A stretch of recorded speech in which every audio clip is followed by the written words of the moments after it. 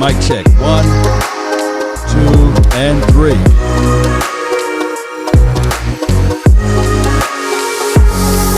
Mic check.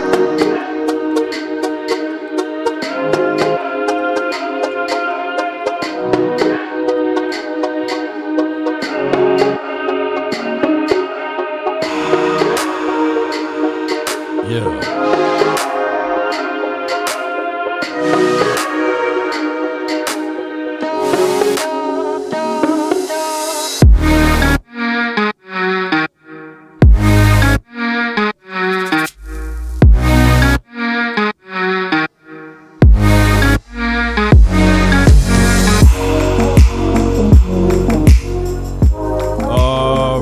Cowboy Nation, really appreciate each and every last one of you all for tuning in. We're going to be talking about the practice. We ain't talking about a game. We're talking about practice, Cowboy Nation. And, of course, they have the actual practice on the actual website and on their YouTube page. So if you guys are in need of visuals, go to the actual YouTube page and support the DallasCowboys.com in those fashion. If you just want to see my face, then come over here and give my live reaction, my thoughts on everything. Go here. Unfortunately, I'm not able to show this particular footage. It is also, if you are in the Dallas area, I believe it's on Channel 24. You can try Channel 24 if you have regular cable, whether it's Spectrum or who have you. AT&T, I believe, is on those local channels 24. But I really appreciate you guys for tuning in for this type of reaction. But I can give you the audio. Showing up, getting interceptions. You know, Hard Knocks is out here for HBO. They posted a clip of him getting. All right, so they got some rap music in the back. I'm not able to do that as well. So I really appreciate you guys. This is just observation, and they're stretching right now. I want you guys to know that the off season is still long, and believe it or not, although we did play the Hall of Fame game, that really doesn't count as a preseason game, more so like an exhibition game. But it is what it is. The first official preseason game will be against the Arizona Cardinals. But right now, the Cowboys are stretching it out on the field. The focal point is Parson right now. Really appreciate everybody for tuning in.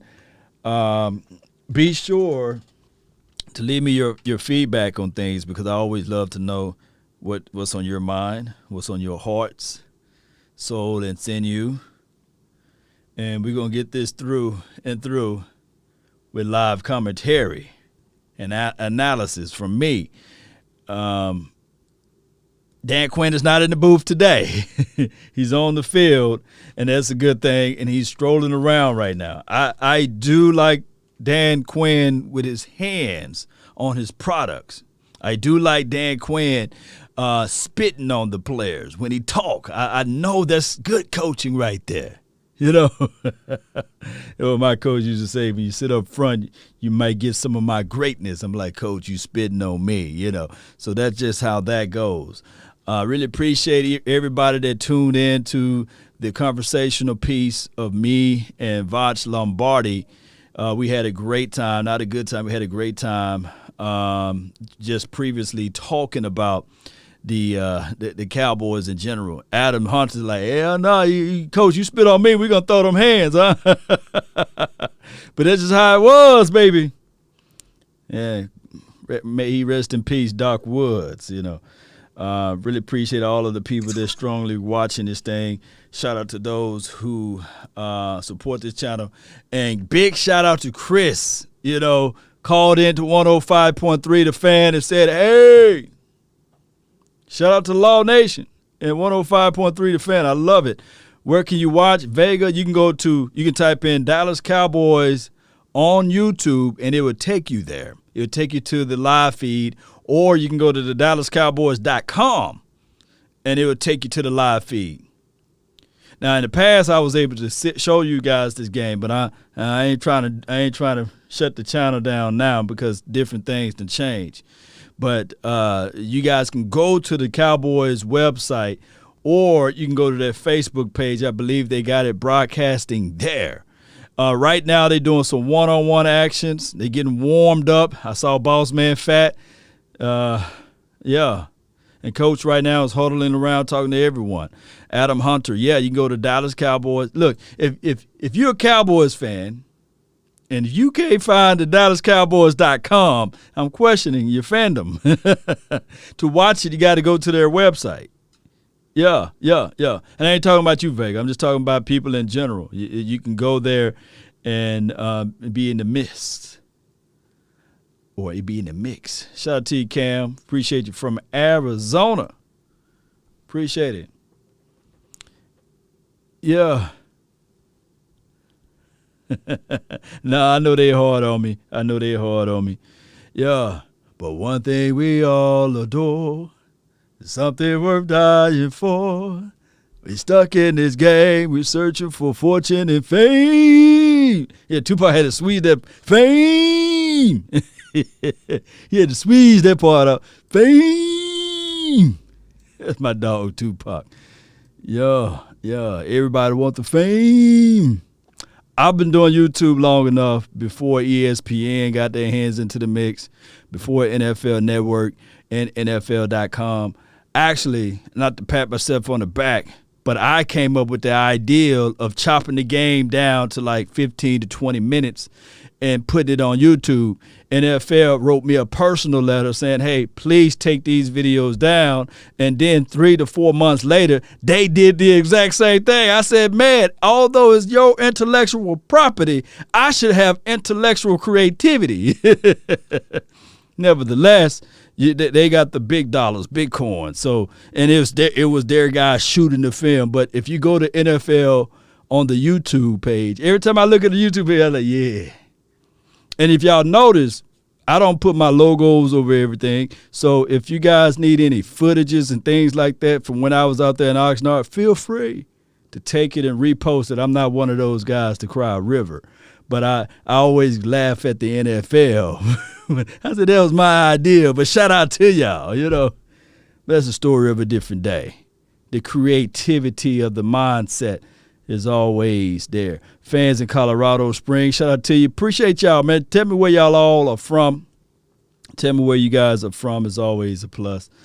And let's listen into some analysis of we get our friends back. How about that? It's like the draft all over again. It is like the draft. I was looking at David Hellman because we always have this give and take between the internet side and the TV side. If you're watching on DallasCowboys.com, first off, thank you for joining us. And secondly, you get a little extra from throughout the next couple of hours. Once again, Mickey Spagnola, David Hellman, I'm Kyle Yeomans. And we were talking about Matthew Stafford a little bit there, but this is going to be a defensive-heavy 305, what's good with you, Jason? 2021, and of course, this is going to be a great test offensively for this Dallas Cowboys team going up against a defense, Mickey, that last year was #1 in the NFL in multiple categories. And if you think about it, that's the if Rams. You look back to the beginning of the season. Who's the Ram DC?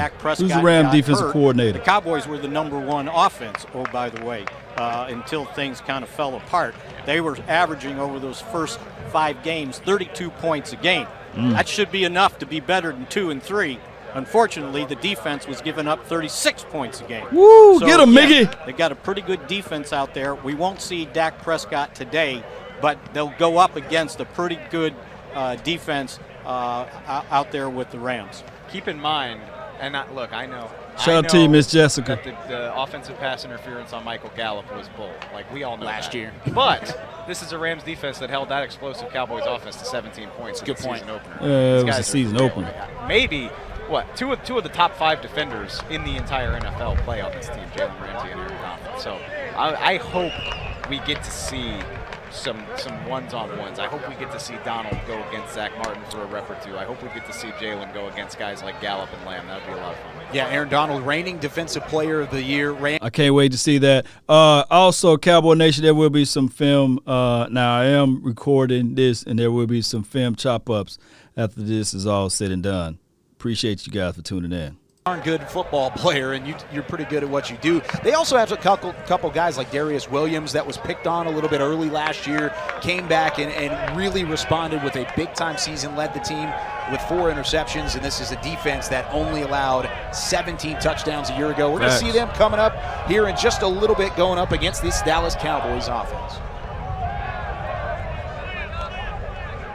Yeah. Commercial break there. So, man, live action, I can't wait to see this matchup, the matchup that I'm looking for, CeeDee Lamb versus Ramsey. What matchup y'all guys are looking for? I can't wait to see that one. Yeah. Deshaun is out there. That's dope. They got Law. He's in street clothes basically because I don't see any pads on, so he's just observing. Randy Gregory looks like he's ready. 96 look like he's ready to get it out of the mud. Yeah. At the fundamental drills, they split up into each offensive and defensive position group. Dave, what have you looked at whenever maybe the pace of these practices and some of the different things that Austin, Texas, go on what's early good? Before we really get into the team stuff? Yeah, I love fans getting a look at this. And don't get me, practice is exciting. It's fun to be close to these guys and see what they do, but it's a process getting to the juicy stuff. I mean, from the time guys start trickling out here to when we're ready to go 7-on-7 and 11-on-11, we're really talking about 45 minutes of just getting things right. You see offensive linemen working on their stance, working on their get off. It's all part of, this is incredibly physical stuff. So it's fun to see the amount of work that just goes into getting ready to do that. And it seems like under Mike McCarthy, football teams have done that forever, but Mike McCarthy seems even more deliberate about it. But he's learned about the process. Oh, yeah. Yeah, and this is what we see. What you're seeing kind of right now is what we see every day they practice out there. This is how it kind of starts. It's kind of a slow ramp up to getting into 7-on-7, 11-on-11, getting into more of the team stuff. So, yeah, this is typical of what takes place here day in and practice out, I guess. But before Mickey talk anymore, the differences between Mike McCarthy's training camp versus Jason Garrett, I believe Jason Garrett did more on the latter part of the practice, the one-on-ones, the individuals. They'll huddle up, they'll form like a semicircle, and they will compete one-on-one. Now, out of the way that Mike McCarthy do it, they don't do it in those fashion. They kind of end the practice with group sessions of 7-on-7s or 11-on-11s. That's what they do under Mike McCarthy's regime. At 17, and you don't waste steps making your break, your cut left or right. So this is typical of what we get to see. I like just seeing whoever Dan Quinn's working with, to be honest with you. Like he usually has like a pet project guy, and it's usually Randy Gregory or Micah Parsons. Facts. He's been a long-time defensive line coach. He's done that in college. He does it here.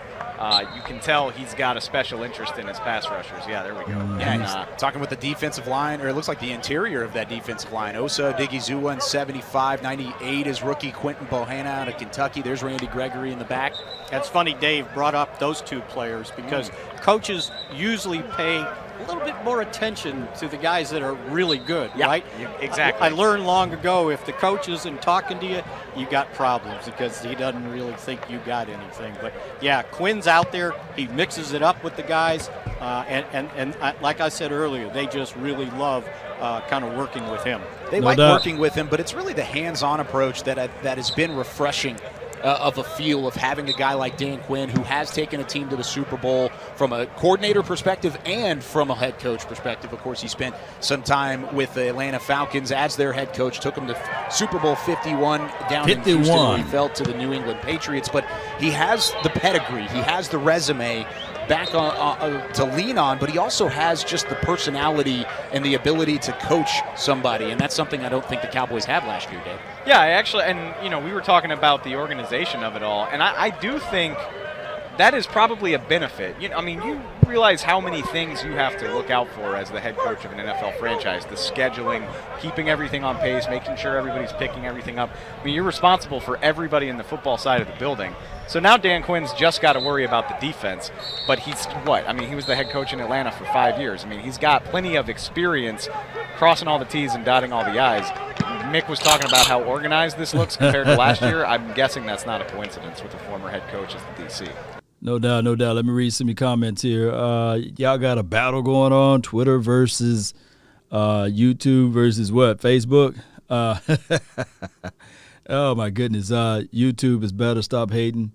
Shout out to you, Jessica. Who's hating? Who you guys want me to tell lean forward a little bit? Jacob, you can watch it on the DallasCowboys.com. It's right there. It's easy. If you're a Cowboys fan, just go to Cowboys.com. It's there. It will be more exciting time from time. Yeah, appreciate your music. Appreciate you, man. Yeah, if you're in Oxnard, yeah, great. Now, they was pretty much hating on where you're going to line up at and watch the practice at in Oxnard. So you probably get a better view, believe it or not, with the TV view, opposed to being out there live, because you can't see the reactions and the replays and things like that, or analysis way up in the nosebleeds, or even if you're close because of the pandemic or what have you. So normally, if you look at the screen, if you can see the guys out there, normally you'll be right there where that yellow tape is at, but they pushed everything back. So you see a group of people all at the fence line there. You really can't see anything because the fence is taller than you. So that's why the press box are always higher than the lower level. You want to have the height advantage of watching down on the field. Disorganized, and like we keep saying, that doesn't seem like the case. It's still, I hate to call it too simplistic, because this is still a really multiple looking defense. They were moving in and out of 3-4, 4-3, all even odd fronts even in the Hall of Fame game the other night. But it does look like everybody is much more on the same page, having had the spring. And again, they've been very deliberate this entire time. They just got done with installs at the beginning of this week before they went out to Canton. And I like that. I like that it seems like they're able to take their time with it a little bit. Installs last year were zoomed, right? It's true. And you didn't have a chance to get on the field. Game haven't started yet. They're warming up. Here, I'm going to put you here. Here's where you go. And the thing that we've noticed here it's actually not a game. It's a practice session. So practice sessions normally starts off with warming people up and getting the individual workouts in. And right now, Pure Cowboys website, they're just showing the drills of Coach working out with his fronts, and his front five and front four and front. Yeah, this is defensive line front. So normally if you are there at the stadium, you probably can see some of the Rams on the opposite side. They got two fields out there. So that's what we're seeing now, Cowboy Nation. But the good thing is 94 right there, he is on the field. Yeah, games start like this too. That's you're right, BD. And this is like his first offseason / training camp since his rookie year, to have both in the same year. And for a guy that only played 25% of the snaps last year, Randy Gregory has really stood out so far in this training camp. His speed, his strength that I don't think people recognize, and the fact that, at times in his rookie year, he was like 235. He's getting close to 260 now. He looks like an NFL pass rushing defensive end at other guys that used to wear that 94. Yeah, it doesn't look like a mistake that they gave him 94 right now, does it? Yeah, it's been a long road, and I get that. And He said it himself. He's still got a lot of work to do, but I'm not betting against him, man. He looks the part out here. He looks so impressive. How can Dan Quinn kind of unlock the true potential of a guy like Randy Gregory? He had the 3.5 sacks last year. By the way, all of 3.5 of those came over the span of 2 games, and they were both against divisional opponents, against Philadelphia and Washington. Yeah. But on the opposite side as well, number 90, DeMarcus Lawrence, who currently is ramping back up from being on the physically unable to perform list, he had 11.5 sacks in the last 2 years after having 25 combined between 2017 Not bad at and all. 2018. Do you think just the presence alone of Dan Quinn and Randy Gregory can get DeMarcus Lawrence back to where he was? It's not just that. No, probably not. I mean, DeMarcus Lawrence played across from a hell of an end named Robert Quinn a couple years ago. Good point. He didn't have the most amazing season of his career. He wasn't getting the 12, 13, 14 that we had become accustomed to. So, no, I don't know that that's enough, but I do think they've taken steps to up the talent level across this defense. Like I said, it's not all going to happen in one offseason, but Micah Parsons is a guy that can help with that. Randy Gregory is a guy that can help with that. Even if can some of these draft pick defensive backs hit, whether it's Trayvon Diggs, whether it's Kelvin Joseph, make it harder on wide receivers to get open. I think all of those things combined will help them a lot. And it helps that he's healthy, too. Yes. I know they're taking Still it slow setting up with over him. here. They had, Appreciate y'all patience. Clean up back surgery in the offseason. And as the Cowboys continue to point out, they don't need to win the season opener on, August 7th. It's September 9th. So they've taken it slow with him. And if you watch his rehab going on with Britt Brown, the Cowboys associate trainer, he's ready to go. He is running hard. He's moving well. And that'll be a welcome sight if they can get him out there for at least 40 snaps a game, because I'm not sure he averaged that last year. And Randy Gregory, I want to see him 50 snaps a game if they can keep him out there and keep him strong and going. Last year, he was in a ramp-up mode, right? He had to miss the first 6 games. You play 2 games, try to get your sea legs underneath you. So really, he had a half a season and they didn't play him all that much. I think he's ready to go, and that certainly will help out both ends of that defense. And now if they can get something in the middle, some sort of push in the middle, then those defensive ends become better. Well, that was a really big push this offseason, was to evaluate and look at exactly what the interior of that defensive line was going to look like. Neville Gallimore, of course, a 3rd-round pick last year, is now joined by guys like Carlos Watkins, who was a 1-year pickup. You have Osa Odigizua, who was drafted. Osa Odigizua, who we talked about as well. Multiple guys in the interior of that defensive line. When we come back, we have got more on deck here from Oxnard, California. We'll hear from Cowboys COO Stephen Jones and get you ready for the 11-on-11 portion. Let's go, of the 11-on-11. SoCal Showdown here from Oxnard. That's good stuff right there, Cowboy Nation. It absolutely is good stuff right now. I'm still setting this thing up. Bear with me, Cowboy Nation. So the next one will be, I believe, like a quick interview with one of the what they say, Stephen A. Not Stephen A. Stephen Jones. I'm thinking the Stephen A. Smith. Stephen Jones, or was that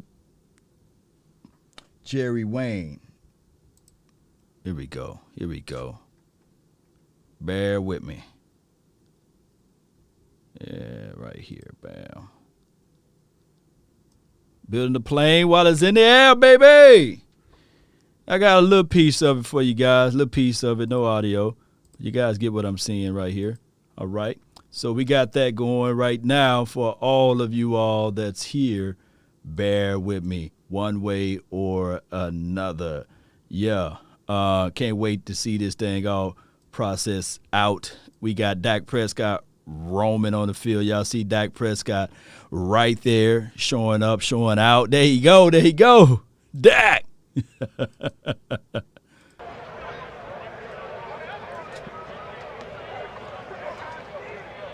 Eyes and ears.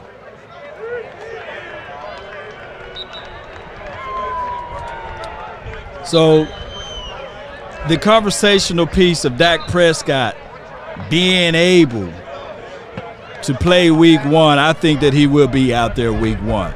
Now, will he pass a pass during this quote-unquote preseason, that's a mystery. We don't know. We definitely don't know. But to me personally, I think that the Cowboys are doing the right thing, slow rolling this thing all together and making sure that everything is okay with Dak Prescott. Don't want to rush anything. Don't want to rush anything. Yeah. That almost killed my ears there. Back here in Oxnard, California for the SoCal Showdown. Joint practice between the Dallas Cowboys and the Los Angeles Rams. 70 degrees, not a cloud in the sky. And just like that, Uncle Charles, what's good? Television, Mickey Spagnola, David Hellman subbed out. We've got 2 subs popping in on the desk. We've got Big Nate and Rob Phillips joining myself, Kyle Yeomans. And you might notice we've got a couple hats up here. These are the New Era Sideline Collection. It's been released limited time in stores. You can wear the same headwear as the team does on the sideline this season. You can just head to the Pro Shop, your official store of Cowboys Nation, and get the 2021 New Era Draft Cap as well. Visit your local Dallas Cowboys Pro Shop online or shopdallascowboys.com. And Dak's got a pretty cool hat on out there, and that's just – it's cool in general to have the hat on, but it's even cooler, I think, Rob Phillips, to see Dak out despite a shoulder injury, one that's just been nursing over the course of training camp, but he is definitely out there and participating, and that's good to see. It's a lot better than last fall, right, when he was out for the final 11 games with a serious ankle injury. And I think any time your starting quarterback is missing practice, Nate, it's news. I mean, it's big news. When Troy was out missing any time back in the 90s, that was news. But the Cowboys really are not concerned about this, guys. I mean, I think that's a little snippet of Dak Prescott out there in practice. Was 5 weeks before the opener against the Bucs. They're pointing towards that. Now, maybe he gets some preseason work in, but that strained shoulder muscle that he's dealing with, just be calm, let it heal up a little bit, and maybe we see him throw before the Cowboys leave Oxnard. Maybe not. Either way, I think they think he's going to be fine. You know, I know he'll be fine because when you've invested what you invested in this those guy, air pumps right there, and you made sure that he's your number one guy. Every veteran at this point that they feel has a little pinch, a little uneasiness, they take it. Good observation about Big Nate, but I believe they playing Lil Baby in the background. I can't let that go over the airways. I don't have rights to Lil Baby, but shout out to Lil Baby. Is he one of the better rappers alive right now? Boy, they got the sky cam going on. Please be sure to go to the DallasCowboys.com website, or I believe they're live on their Periscope, and I'm looking at it on their YouTube page now.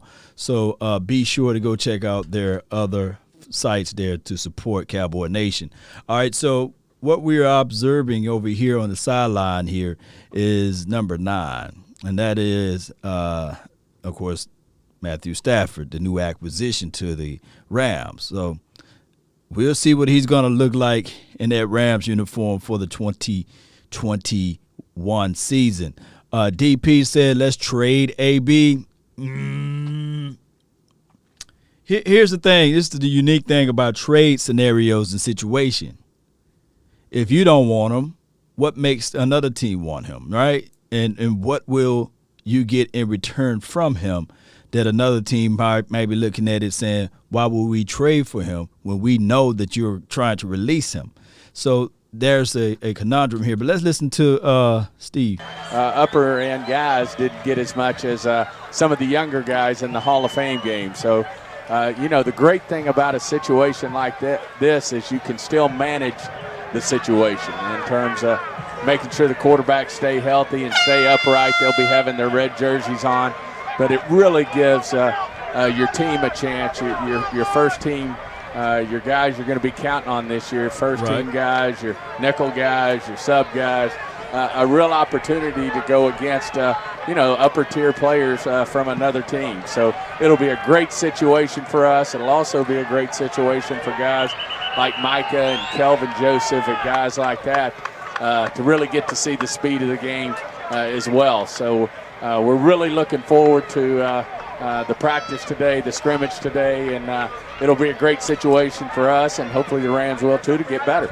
And Stephen, Coach McCarthy mentioned Thursday's game, and this practice today is kind of an extension of each other in terms of the work. And you mentioned some of the young guys in the preseason opener. Who has stood out to you maybe particularly on defense, with all the rookie draft picks you have, who stood out to you so far here in Oxnard? Well, I think, they took it to the game too, but Kelvin Joseph and Nahshon Wright have really been playing well here in camp. They both had good scrimmages. Nahshon got a few more reps and really was around the ball. You can tell he loves the game, was really sticking his face in there. I think he may have been the lead tackler on the team as the corner, but they really stepped up. I also thought Osa, our three technique from UCLA, we got in the third round, stepped up. Bohannon, both of them played right at 50 plays apiece, I think, and really got some great opportunities and really answered the bell in terms of really making some improvement in terms of their game. And then, of course, Micah, as he's done all through camp, got his hands on a ball again. He recovered a fumble, was all around the ball. Already. And, he's everything and more that we expected in terms of what he's been able to do in training camp and help this defense out. So really been nice to see these young guys.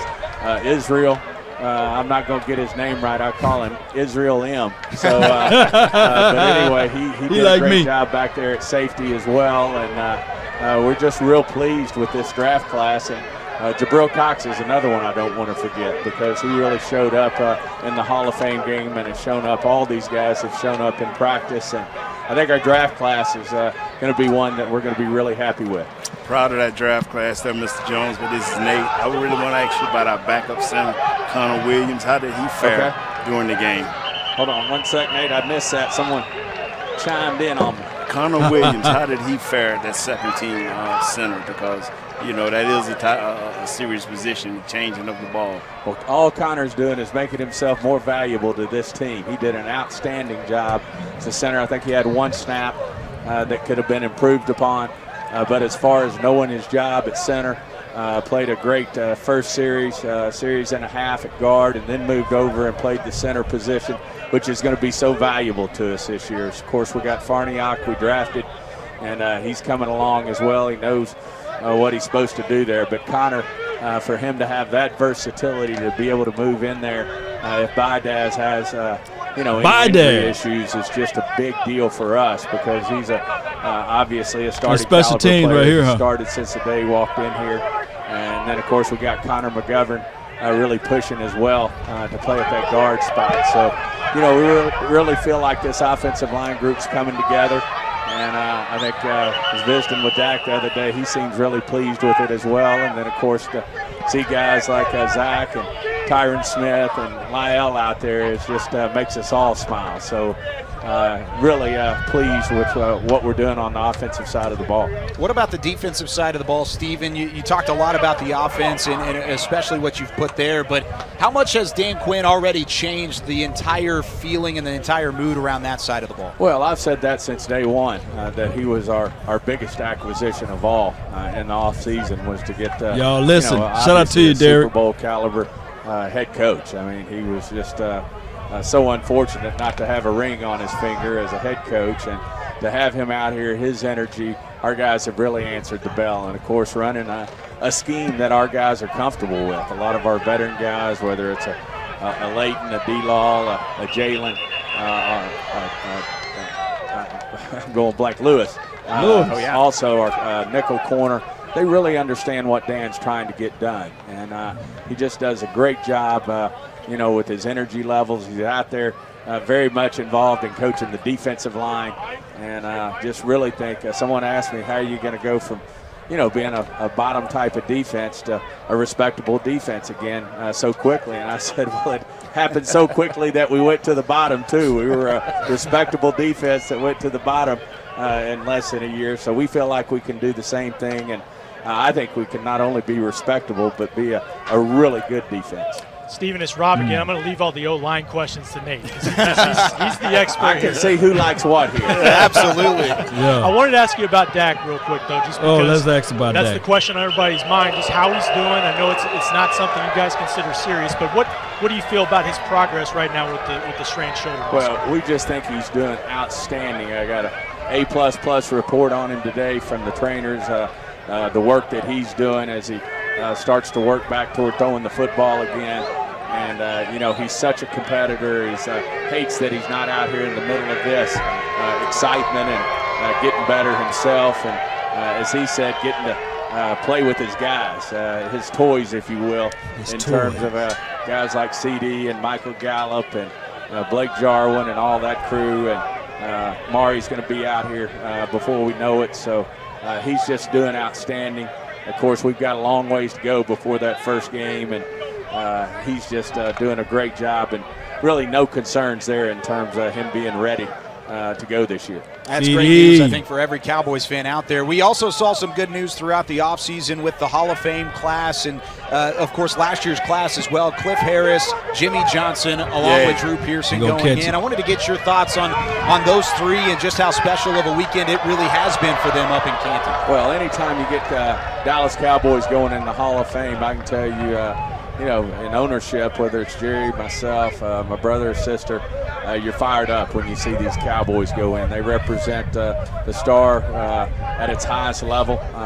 When you get chosen to be in that elite group in the Hall of Fame, and of course Cliff Harris, Drew Pearson, Jimmy Johnson have all been involved in championship football teams, have really brought great things to our organization that we've built on over the years, and what an honor for those guys, but we're certainly thrilled for them, and Jerry's up there as we speak. There's nothing he'd rather be doing than watching our team right here against the Rams, but really felt compelled to be there for this special honor. He's a Gold Jacket. He knows what it means for this honor, and he wanted to be there for those three guys, and so fired up for them. Well, Stephen, thank you so much for taking some time out of the practice to visit with us. It's always a pleasure getting to talk to you, and we'll talk to you again down the line. Sounds great. Enjoy the eagle eye view up there. Stephen Jones, there we go, got Chief the good Operating Officer of the Dallas Cowboys, and got a lot of great information there, a lot of input around both sides of the football. But I want to talk about the Hall of Fame class really quickly while they talk about the Hall of Fame class. Let me just say this. Great response by Stephen Jones talking about the Dak Prescott situation. Got a good report from medicals and everything like that. So you guys can go back and rewind if you want to get all of the good information there. And to me personally, that is a good thing. That is a good thing. Let me get this snippet right here since they're talking about the great coach, Jimmy Johnson. Y'all see that? Y'all snip that right there. Yeah. Those 2-time Super Bowl champion. Yeah. Yeah. Just write that down. It should be 3 up there, but it is what it is. But neither here nor there. Dak Prescott would be okay. I just believe that they looked at it, that they just synced $160 million into his contract, gave him all of that money guaranteed. Why rush it? Can't rush perfection. Let's not rush him out there. Let's get this thing going in the best way possible. What channel is on? It's Robert Turner. Check out channel, if you're in Dallas area, check out channel 24, 11, or channel 4, those local channels that's in the DFW area. You can check out those areas. Or you can go to the Dallas Cowboys YouTube page. Just leave my page and go there. You can always come back, though. But you can leave my page and go to the Dallas Cowboys YouTube page and check them out. Or their DallasCowboys.com. I should have it strolling at the bottom where to go watch this. But I really appreciate each and every last one of you all.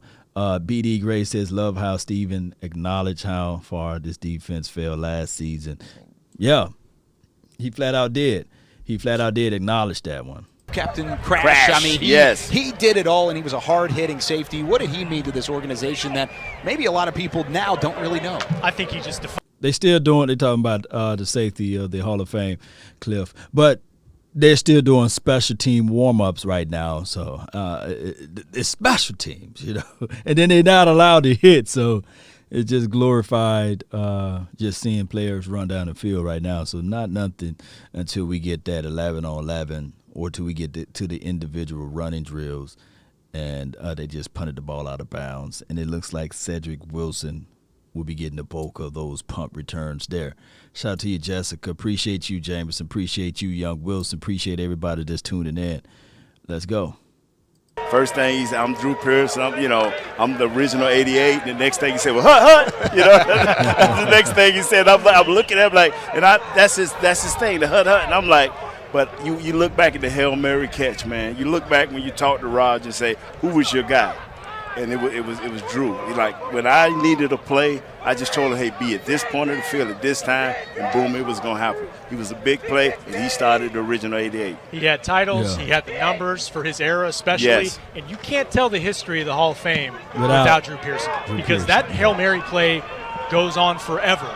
And you got to tell it with Roger Staubach as well. So, again, so deserved. No doubt about it. All three of those, congratulations. They've heard that from everybody, I think, throughout the weekend. They're up in Canton, Ohio. The enshrinement ceremony starting today, going into tomorrow for the class of 2020 and 2021. We've still got plenty of action going on. We've had great looks at the special teams. We've had great looks at even some of the early fundamentals. But, guys, guess what? On the other side of the break, we've got 7-on-7 red zone. Cowboys versus Rams on both. If I play some drop music, but ooh, that's what I'm waiting for, baby. 7-on-7, that's what we waiting for, Cowboy Nation, huh? Hold it, that's what we waiting for. Come on with it, baby. Come on with it, baby. They're on commercial break right now. Yeah, that's what we waiting for.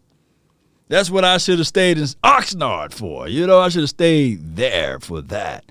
And, still got some open space on the seats there. I'm looking at this imagery here. See the seats up there way high, the nosebleed? Still got some open areas. You know what Jerry should do?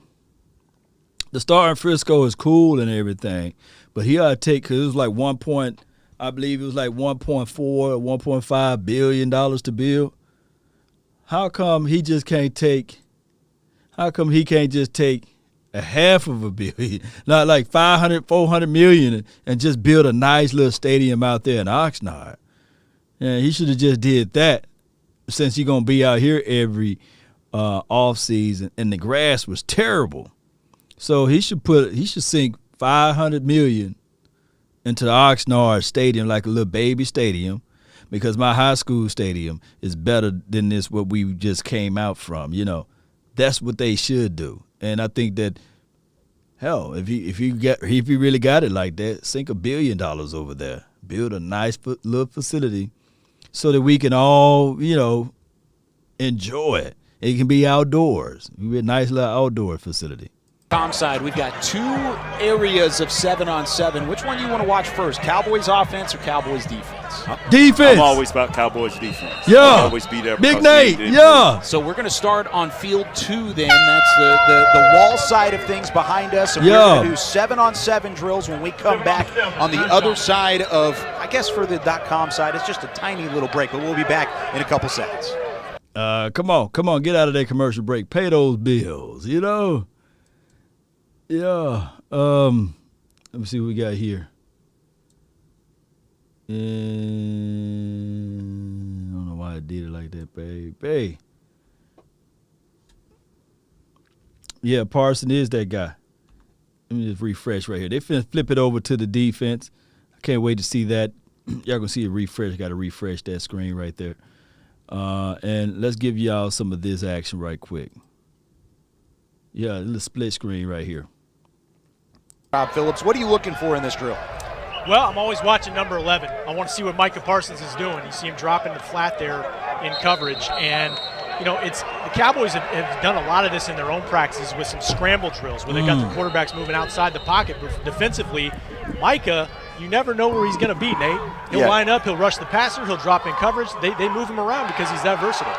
But what I want to see him do more than anything, I know he can rush the passer, get in the A and B gaps and rush, but I want to see him cover backs. I want him to get as much experience as I can seeing him cover backs, cover tight ends. And as he get experience there, now he really becomes a true weapon because he can take away balls. I mean, in past game, he got a fumble. So Anthony Brown just got caught on into the inside. That was Anthony Brown, sure come who on, that man. is in terms of who caught the ball. It might be Van Jefferson. It's tough when jerseys are rolled up, Man, you guys. can't really see the number. Yeah. It's not our friend. Deshaun Jackson's out there. Xavier Jones, who's an SMU product. There's a look at Micah Parsons in the bottom Yeah, right-hand Anthony corner Brown of your scored on screen. already. The offense going on the top left-hand corner. Garrett Hey, Gilbert man, out there. make it big screen, man. I can't What see we're looking this. for Gilbert is when you're in the red zone, be quick. Be quick. Come on, When you Gilbert, get it out of your there, hand. throw the ball around. See, holding that ball is not going to be what Well, he we scored a need. touchdown, Yeah. but in Jarwin real got life, back that would to have the been a end zone, sack. But you're right. We Yeah. saw that in the Hall of Fame game. Yes.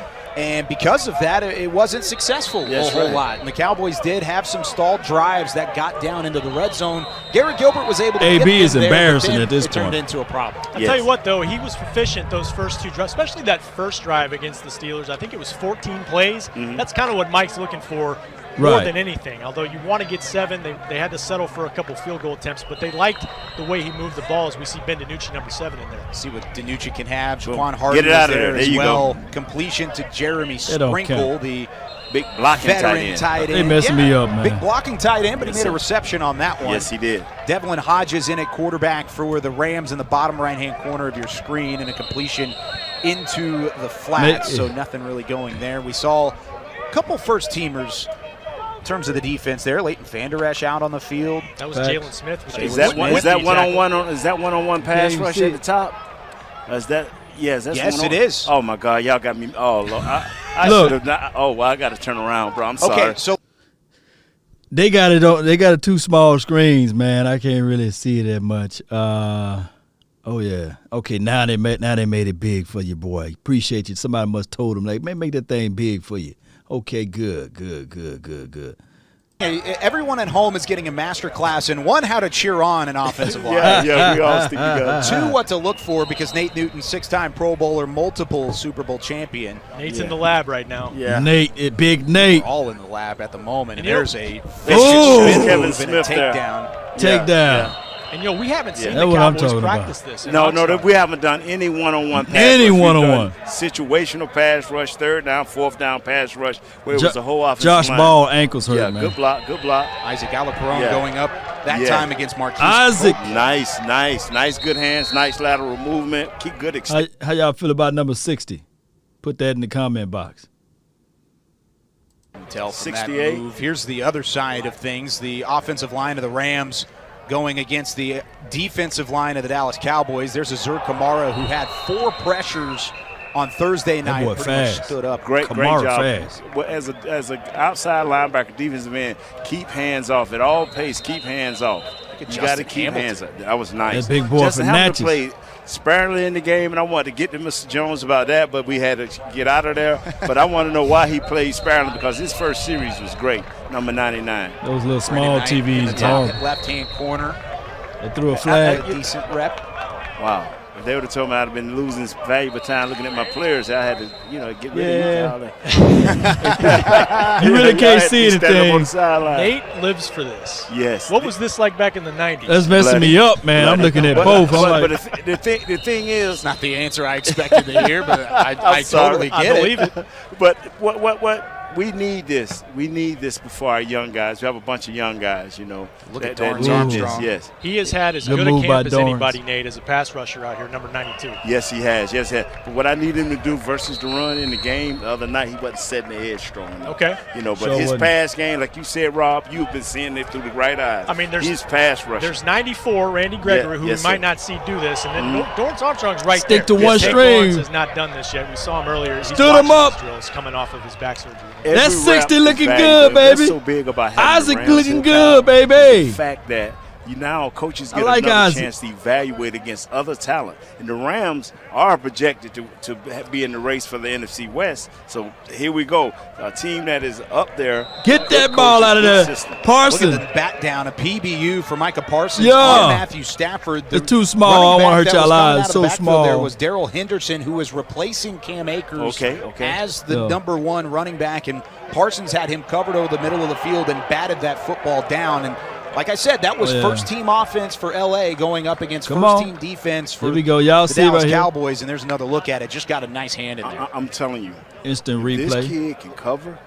It's lights out. Yes. Because cover. I watched him come out being no pads and was everywhere. First few days of Pat, he slowed down, but then he started adjusting and making plays. Other night in the game, he was moving a little slow because he wanted to be sure of his reads. But once he makes up his mind, he goes to the ball. He's always near the ball. He's got great instincts. And Coach Edwards, the linebacker coach, is just bringing him along in a nice way. It just finds him, right? Yeah. The fumble recovery on the opening drive of Thursday night, the ball just finds him. And when you're that aggressive, they bullying number sometimes 68. it just goes your way. Number 68 getting his lunch taken. Farniok with a little extracurriculars and pushing and shoving, following the rep. Number 60 holding his ground, there man. at center. And let's see who's going on the far I side. hate this split This screen. is good though. reps. Good reps. This is Smith. This is Aaron Kevin Smith. Yeah. Good rep. Rams had 53 sacks last year. See, what I got to teach my guys is when you stop a guy like that with two hands and you in front of him, you got to grab him by his pants and just shake him and look him in his eyes. You know what I'm saying? It started taking it hard. You know what I'm saying, Kyle? You got to take a little hard.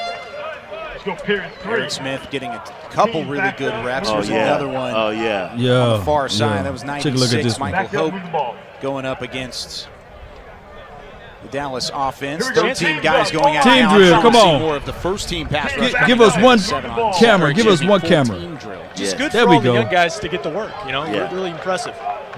And overall, we got to see a lot of action there. And guess what? We're going to team drills coming up here in just a couple of moments. Yes, so we are. It's only getting better along the way. But, gentlemen, final thoughts as we kind of wrap up this portion of practice and then head into hour number 2. Nate, you'll be back for the second half hour. Yes, sir. Rob, you'll stick around with us for a second. But, Nate, what were your thoughts of just seeing the one-on-one in the trenches, the battles that, like Rob said, you like to live for?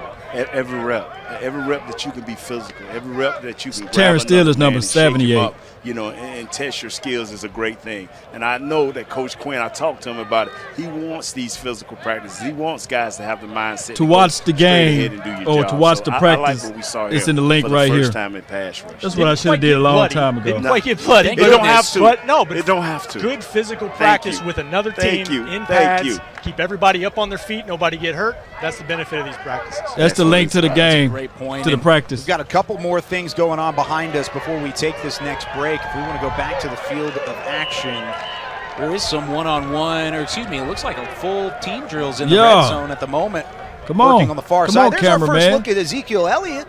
Elijah did not play Elliott. on Thursday. Matthew Stafford commanding the offense against the first team defense. Oh, I see Wilson LA out there. Rams. Drops back. Okay, put it in the belly of the. Trayvon Diggs. He was already back. Hurst was the one that made the tackle. You know how important he is to this defense, Trayvon Diggs, second-year guy that they held out of the Thursday opener in preseason because of what he's going to mean to the defense. This guy's big time, man. We're looking at our first team offense, man. That is a sight to see, Kyle. All That's five beautiful. of them. Yes, sir. That All is five of them. work of art. Here's a replay of the first team offensive line a couple moments ago. Garrett Gilbert completing it on the rollout to Ezekiel Elliott. Wow. But isn't that a nice sight to see Tyron Smith, Lyle Collins, Zach Martin, Connor Williams, Tyler Biadasz on the same offensive line? Those are the 5 guys at the moment that are your starters. Yes. And it looks like we've got something happening on the field. Far side. Already! Pushing and shoving in a pile started, and we are just about 3 reps into full team. Wow. Yeah. 18 Rams versus 1 Cowboy. Come on. Star helmets out They're just on the far side there, Nate. Yeah, Far it's not side. enough. Get in there. Breaking it up here. Yeah, it just depends on who on the bottom. If they 2 third teamers, it's okay, but we don't need that. Are you not entertained? Mike McCarthy said yesterday no interest from either him or Sean McVay in terms of fights. And this is only on one field. The other come on, fine. split Matthew cam. Stafford in the offense for the Rams going up at number 1 offense of the Dallas Cowboys. However, Let's go. Looks like nothing crazy. At the nothing moment. crazy. We'll keep an That's eye on football. that on Good field rush 1. there, number 91. Good rush. Good rush. Carlos Watkins. Yes, nice rush. Yeah. 5th-year product out of Clemson, 27-year-old, signed a 1-year deal, started 18 of 42 games played with the Houston Texans, and he has come in and had a really nice offseason so far. There's There go Anthony. Brown. Rob, this is a big-time offseason for Anthony Brown and what he could potentially bring to this Cowboys secondary. Yeah, they re-signed him. I want me some glory hole. He can play outside. He can play Come in the on. slot. And he's got some challenges, though. It's against back to the Kelvin offense Joseph. now, though. rookie cornerback trying to get some playing time early as a second-round pick. Split back screen. to Garrett Gilbert, back to action. Nothing you crazy. doing, early cameraman? on from the scuffle at Cowboys. It's almost picked off, man. Rico Dowdle, and it looked like I'm looking at the bottom. interception from 31 Ray Kennedy in the picked bottom off, right-hand yeah. corner. It looks like it is. This Show guy me a has highlight not of that missed- one. Missed the beat. 31. He's been the unsung hero on defense. Yeah. He's done everything right. I'm rooting for that kid. Opted out of 2020. Yes. Yeah. Signed last Let's see what offseason. happened. And we'll take another look at it as he picks Come off on, Stafford. Matthew Stafford. Rolling out on the You know, ball. Oh, yes. Oh, athletic. Athletic. We have seen that Athletic, anticipation come all throughout back. camp. Use a And, pick. you know, as Let me CeeDee know if Lamb that was a making user plays pick. every day in practice, something spectacular. I think Use Ray a pick, Kennedy's got a baby. or something in just about every one of these Oxnard practices so far. Every As we day. see CeeDee. Now, CeeDee Lamb did something, Number baby. 88. Come on. It's almost like the equivalence of one side offense, Let me one see side what TD defense. to Maurice CD. Kennedy has definitely stood up and made some highlight reel plays throughout the time. Y'all, And doing it excuse on a me. I get different crunk when I quarterback, see my think, defense stands do out here. something, man. Y'all just Yeah, got to bear absolutely. with me. And to get work against a Get different that, Diggs. quarterback, I think is important too. Don't let You him see bully Trayvon you, there. Diggs. Some coverage right out in the flat there. That was really good look at Keep it like good this, battle. cameraman. Of course, Trayvon Diggs and CeeDee Lamb have gone after each other for quite a bit of practice. Keep That it was like against this. Robert Woods, Man, who I shouldn't have said normally something. would wear the number 18. Now he's in the number 2 after the rule switch in the NFL. He took full advantage of that. You don't care about the running. You really can't Tony evaluate Pollard running. Stacked up Really can't quickly evaluate as the running. Defensive line was there for the Rams. First team defense down in the right-hand corner. Take the split screen away. We don't care about I that. tell you, man. It just. There, it does Stafford the drop back. body He go good. deep. Jump ball. Jump off. Stafford well downfield. Couldn't see exactly who that Of course was. you can't see because you got it on the little On the screen. far sideline, he was trying to find Deshaun Jackson, who remains one of the Take biggest the top deep off the threats defense. in the NFL. 17 games against the Cowboys, 58 receptions, over 1,200 yards, which is the most out of any team he's faced in his Hey, NFL career. he was mad 'cause he threw that interception. He trying to embarrass our on the defense. side of their helmet. So Deshaun Jackson, it's not a normal, Who was it or a against? welcome sight, I would say, if you were seeing him in the regular season, but seeing him here, a lot more. There we easy to go. There swallow we for the go. Cowboys. He drops Yes, it back. is. He He's going to steps add up. something to their offense. You already talk about Cooper Kupp and Robert Woods. You add that deep threat. I mean, Darian that's great Thompson. reps for the Okay, shout out to Cowboys. Darian And Thompson. Jefferson in the slot as there's a completion to Cooper Kupp. Kupp, who's signed a 3-year, $47 Gilbert. million deal last Oh! offseason. And there's a nice run far side again from Rico Dowdle, who had a really nice Rico making his led the team. team in rushing. That's a Rico. Kyle Yeoman's favorite right It is. there. I do. I like Rico Dowdle a lot. Rico. Big kickoff return as a rookie last Rico year. making his team. Trying to get some reps as a backup running back. All right, let's see what Matthew. Come on, Matthew Stafford. Throw to the white jerseys. Here Ah, it's come on, man, with the split screen, man. Come on, man. We don't Package care. now in for the Rams in the bottom right-hand corner. Garrett Gilbert running for the offense in the left hand. I've never had to call 2 games at once. This is fun. Doing a Henderson great met by Good run by Azur Kamara. And now we get a great look at Connor McGovern going up against somebody. This What is like happened? March Madness, where you got a game in every screen. It You know is. what I mean? Yeah. I feel like Yeah. NFL red CD. zone, but CD without must have did something, having to go baby. Back and forth. Love Yeah. it. CeeDee Lamb made a grab on that play. Didn't get a look at it as we were in tight on Connor Yeah, because McGovern. you was You in know, tight for on fans that Connor haven't seen McGovern. CD so far in camp. Come on, give He's us a changed his replay. body. He's added strength. He's added bulk. He's a slender-framed guy, but he has been so impressive in these practices. He and Trayvon Diggs, number 27, have had some nice battles. As we see Garrett Gilbert here once again. Garrett Gilbert. Working out of the shotgun a lot today. Oh, he Of course, putting- there's a handoff to Zeke, who has a bit of a hole on the right side. Now, They remember, can't hit you, so. it's a professional thud, is what Yes. we've been told. Yes. No tackling, but that would have been a nice run because there was a hole and there was relatively no He hit that hole. until he had gotten to the second He hit level. that hole. And another, if y'all haven't seen Zeke lately, man, fans, I mean, this guy's reshaped his body. He's what, around about 218, 220. Yes. Yeah, lost about. Yeah, they finna play that music. But yeah, man, how y'all like it so far? At least they showing us a little bit more than what they showed us last season as relates to that. And that's Ezekiel Elliott tying his shoes, by the way, Cowboy Nation. And they finna show us the highlight play of Ezekiel Elliott. There was a whole was it the TD to CD? Big Aaron Donald. Aaron Donald going up against 68. He earning his lunch money today, and that's Brandon Knight, number 69. So yeah, Hooker's not ready yet. I think Hooker probably would not be ready until like week 4 or week 5. King says his Rams going to just take it easy on us. I feel you, though, King. I feel you, though, King. Yeah. His good old Dak Prescott right here. So they need to give us a little bit more action, though. I know what they're doing. They're cutting out. They don't want to show the Tampa Bay Buccaneers everything and whoever the Rams. King, who y'all play week 1? Who y'all play week 1? Who the Rams play week 1? Let's know who they play week 1.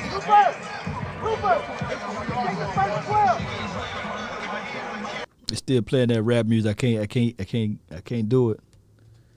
Yeah. I can show y'all little snippets of it. I can't show y'all the what's name, the rap music that's playing in the back because they'll take it down. But appreciate everybody for tuning in. If you're new to this channel, my name is Law Nation. We talk Cowboys football and beyond here.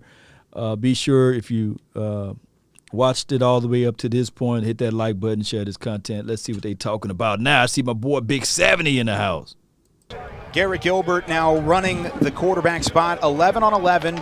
Yes, no more split drills. It looks like we're going to have about 12 plays or so. Go back inside, Zeke. Flat, trying to weave his way through the defense.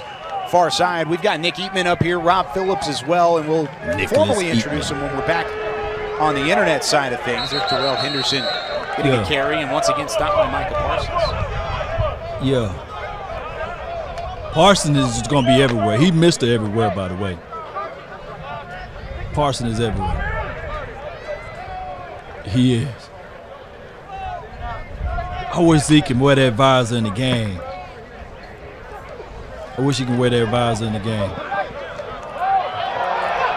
They must have did something big again. There's a look at Ezekiel Elliott getting some work in here during the SoCal Showdown, joint practice between the Los Angeles Rams and the Dallas Cowboys. We welcome you back into DallasCowboys.com's coverage. We've got Nick Eatman up here on the desk for the next 30 minutes, or excuse me, for the next hour. You're up here for the remainder of the show. Here's a look at a touchdown pitch and catch as Michael Gallup found his way free over the top of the defense. And I wish it was on number 20. We're also pleased to be joined by Cowboys Vice President of Player Personnel, Will McClay, joins us now. Will, can you hear us okay? Will, how's everything going throughout training camp so far? It's good. It's training camp. It's a battle. It's a grind, but it's a necessary evil, and I think we're getting to see what guys can do. We got a quick dose of the Hall of Fame game, and then this today, so we get to see who'll compete. How unique is a turnaround like that of having to play a preseason game on Thursday and then just about 36 hours later having to take on a team like the Rams in Oxford? Ramsey changed his number. What number is Ramsey is now? He's 5? No way. I thought he would be number 2 or something, so he's number 5. Ramsey is number 5. Okay. Will, we're watching the offense right now, but my question's about Micah Parsons for you, number 11. We've watched him line up everywhere here in training camp, and I know that's been in the plans for him. I don't care what they're talking about right now. I don't care what they're talking about right now. Don't be pointing the hands now. Who did Lamb burn up out there? Nah, it was no flag. Man, see they player hating. They talking. Will McClay gained a little weight there, man. Eating good over there in Dallas land. Shout out to Will McClay. It seemed like he looks like a sixth-year guy right now. He's so smooth. I mean, are you surprised at just how did he burn number 5 so far? We got alert from Dak early on that 88 was on a mission. And you can see that now. I mean, the determination that we saw in the offseason, and now we're getting competitive opportunities, and he's continuing to shine. Will, whenever you look at guys like that, like CeeDee Lamb, like Trayvon Diggs, who are trying to take that second-year jump, how much of an expectation do you put on those guys as a staff to not only come through with that, but even exceed some of those expectations sometimes? Well, that's why they were drafted where they were, and that's what we expect them to do. And for us to get that return on investment and for us to grow as a team, those young guys have to jump up. We got to see that within the first couple of years. I'm sticking with defense with you, Will, because I know you had 8 draft picks on that side of the ball. Who has stood out to you maybe besides Micah at the bottom defensively in that first? It's Lamb versus 22 at the bottom. So who's number 22 on the Rams team? Lamb owned that number 22. There's somebody bent over there, sucking in some deep air.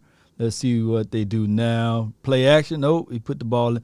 Look, man, that play ain't going to work on them boys. Shout out to 51. He got there. Rams think they're cute without putting their names on the back of their jerseys. They think they're cute. Troy Hill. Oh, there's another little skirmish. KZ. Connor Williams and Biotish against the guys. Low-key, we don't care about what they talking about. We just want to see the action. You know what I'm saying? KZ got mad at somebody. You're practicing against some of the best in the league, and we're getting an opportunity to evaluate and see where our guys are, and our guys learning what that next level is and what they have to get to, especially the young guys. Will, it's been a lot of fun getting to catch up with you. Thank Touchdown. you for taking some time away from a 34. practice like this and being able to kind of share your knowledge with. Parson bending over. Is Parson okay? Sucking in all of that Cali air? Yeah. Shoot, sometimes you can get too amped up. Give him some pickle juice, man.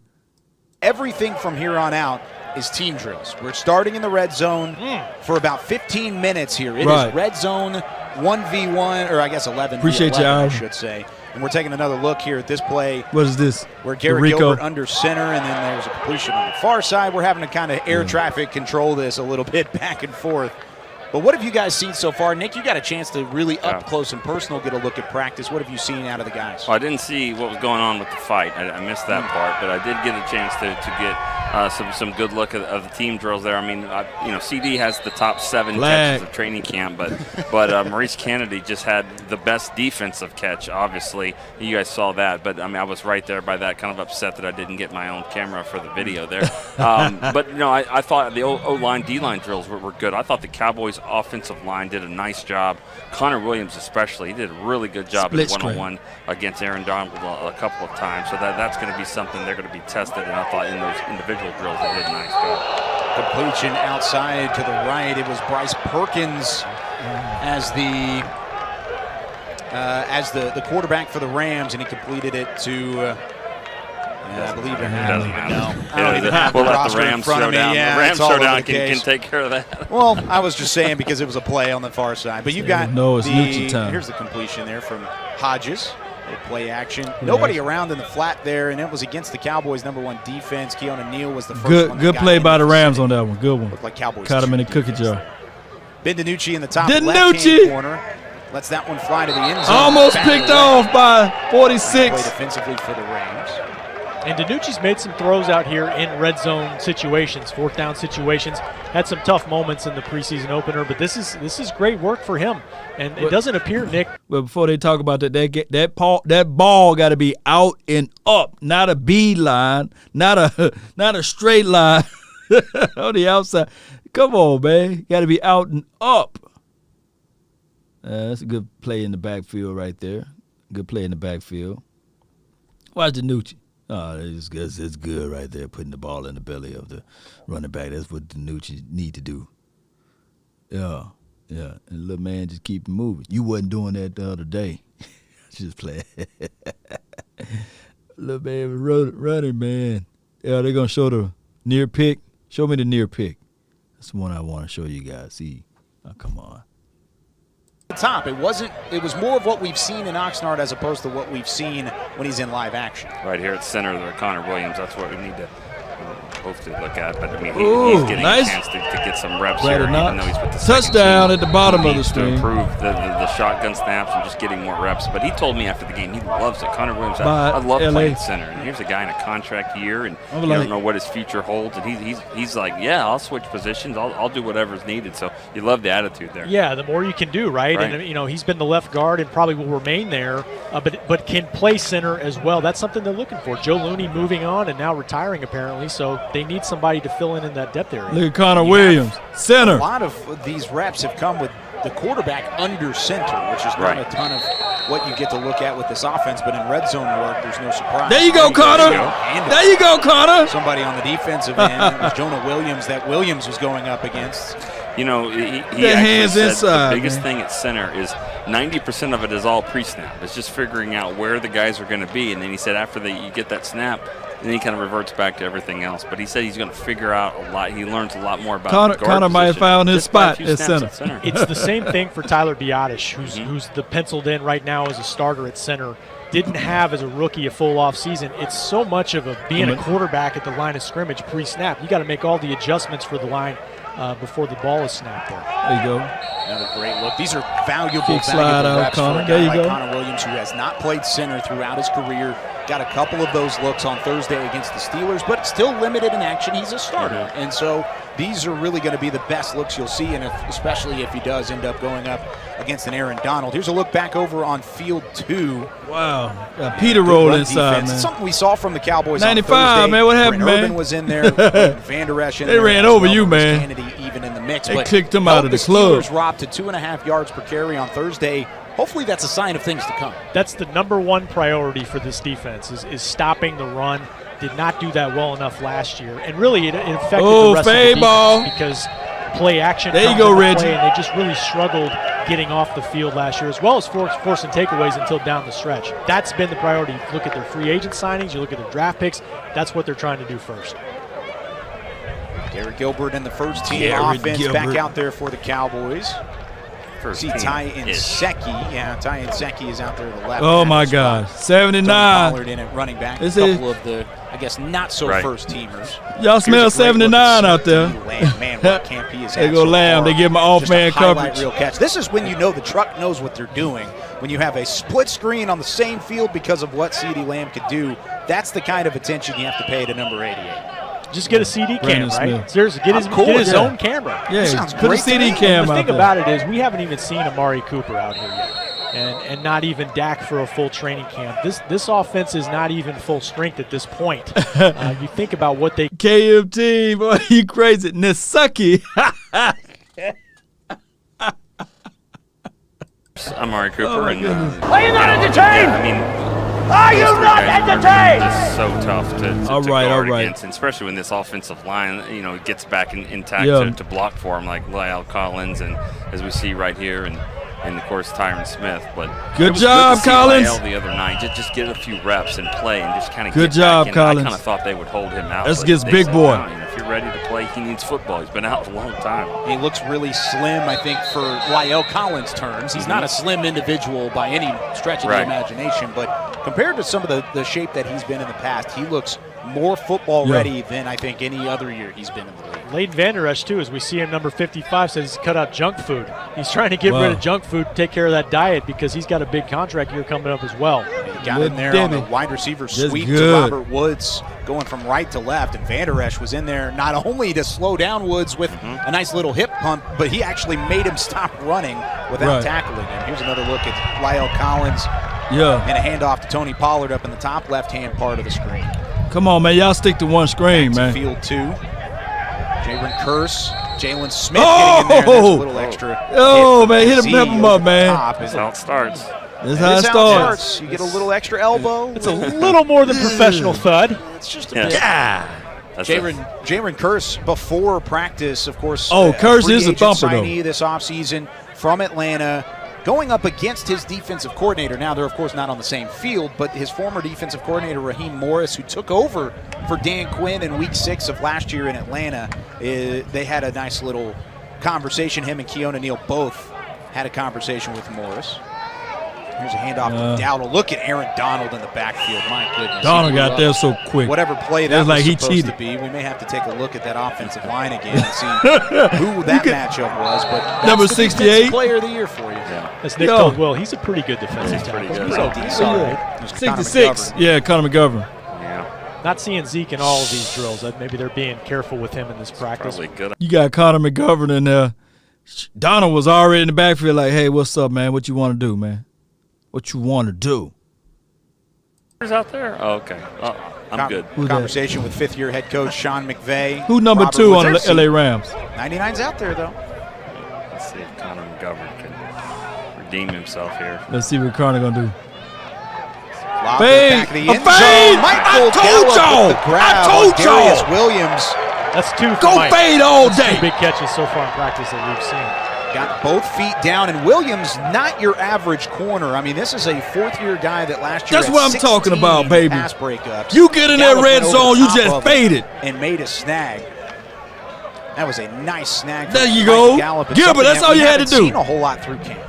Give it You to know, me. Gilbert put a touch on a ball a couple days ago in practice, Nick, to CeeDee Lamb. Yeah. Only where he could go get it. I mean, I think Garrett Gilbert, as trying Drop to win back. the backup job, has shown some good things early in Yeah, camp. As we I see definitely- Stafford there. Scared the Smith hell out on of the other Stafford. field, beat by Robert Woods, going on the out route. This is back That's to how you- live action. Back Another to lob live. to the There you bench. go. Ah, Brown, 85. Come You on. know, that's something that. You know, Finally throwing him. There you go, my dog, by Diggs. Diggs there, but going Y'all back to excuse Jalen my- Smith, excuse you know, my- if they're going to put my Jalen energy, Smith, Cowboy they're gonna Nation. get mixed up in coverage. So, If he's Diggs, gonna go that's- up against Robert Woods, he's losing every time, and so that's Every on the time. scheme. That's on a good job by the Rams of kind of figuring that out. But Jalen Smith, you know, has a hard enough time with tight ends. In running backs, you can't go up against Pro Bowl type receivers. Here's another look at the PBU Yeah. from Trayvon Diggs. That was on Deshaun Get Jackson that as outta well. here. Diggs, You little boy. heading into his second year, one of the guys that Will McClay just talked about, and he's already had a couple of PBUs. He's back out there again here. What have you seen, Nick, that has set Diggs above the rest of this second? Shout out to you, Austin. Well, Austin, you know how it he's a is, battler baby. With CeeDee Lamb, he goes up We against got the CeeDee Kool-Aid over here good. every second, every play, you know, and he doesn't win them all. He wins some, but I just think, you know, he's such a competitor, and you know, we've said it so many times. He's going up against his older brother his whole life, so Yeah. he's been playing cornerback against an NFL type player. his Show whole it life. to me. We just saw Tank Lawrence, number 90. It reminds me of when Tank went against Tyron early in his career, didn't win a lot. Yeah. That's okay because it's going to There you make go, Curse. Sundays easier, probably. You're not going to match down up the against field. many guys better than CeeDee Lamb at the cornerback position. And to go back further, Tyron did the same thing against DeMarcus Ware. He couldn't. Yes. One year he just couldn't block him at all. It was like this Boss man doesn't look fat. good. They love Trayvon's ball skills. Former Yeah, playing a little rap on the back, but y'all can see it right there. They going to the split screen anyhow. But, man, I was saying, if you get into the red zone, money zone, just fade that thing. You got guys that could jump out of the building, man. You got Lamb. You got Gallup. You even got number 85, although he dropped the ball. But you got guys that can climb the ladder. Now, I'm not saying that Amari Cooper is a fade ball guy because I just don't really look at Amari Cooper as the jump ball guy. But you got dogs that can do that out of Michael Gallup, out of Lamb, that's good in catching that fade ball. So let's do that. Let's do that when you get into the red zone. Those numbers, those efficiency levels will improve. Mm-hmm. Yes, indeed. Shout out to you, Sadiq. Yeah. Do a bootleg. Yeah. One thing about bootleg is 50-50. If they sniff it out, boy, you better be ready for your quarterback to get in trouble. But outside of that, that fade ball is what you really, really, really, really, really like to see in that type of situation. Either, look, this is the good thing about the fade ball. Either the out of bounds going to catch it or your receiver is going to catch it if you throw it right with the right touches. It's hard for that DB. It's one of the hardest plays to defend as a DB. And then don't let the DB be like 5'11", 5'10", or even 6 foot, dare I say. Now it's time to kind of get the payoff for those investments. More action here is team third down. 4 different plays from the first team. High snap. Try and convert. Garrett Gilbert out to his right. There's CeeDee Lamb squeezing through the secondary. Hey, that would've been a 41. first down. Let's say that. Come on, 41. Get off him. So smooth. He's just, I mean, that's the only way to really say it. You know, he's taken that leap that we always talk about it, but he's just, you know, it looks effortless. Now, the one thing that I haven't seen a lot of. Happy CD birthday. this Who birthday it is today? Happy just birthday the to straight you. deep ball. And happy birthday to You know, Miss just beating Jessica. guys deep. Now, he'll jump I up think her over guys birthday and all that and is catch those bubble close screens. around. Look you at know, CeeDee remember a lot of those Lamb. Straight, you know, 9-route type. There was one 2 days before the opener that Garrett Gilbert, he was Trayvon Diggs, beat him down the field, right over his shoulder directly, perfect play. But I think, you know, that's what he can give you in addition Slick to being like a butter. possession You guy, ain't too. lying, Ethan. Had a nice play there from DeMonte KZ on field 2 defensively. They went back to CeeDee Lamb on field one. There you see Dak Prescott having a little conversation with Lamb. That's going to be a relationship that's going to continue to grow over the years as well. This has got to drive Dak nuts not to be out here right now. Oh, my God. He loves the competition. Even if this is not fully live, this is the kind of stuff he loves here. And Mickey made a really good point about this earlier, but this is really the Rams defense Collars on the bottom. 2020 was the only defense that really slowed down. Let's see what they're going to do. Dak Prescott prior to the injury in Week 5.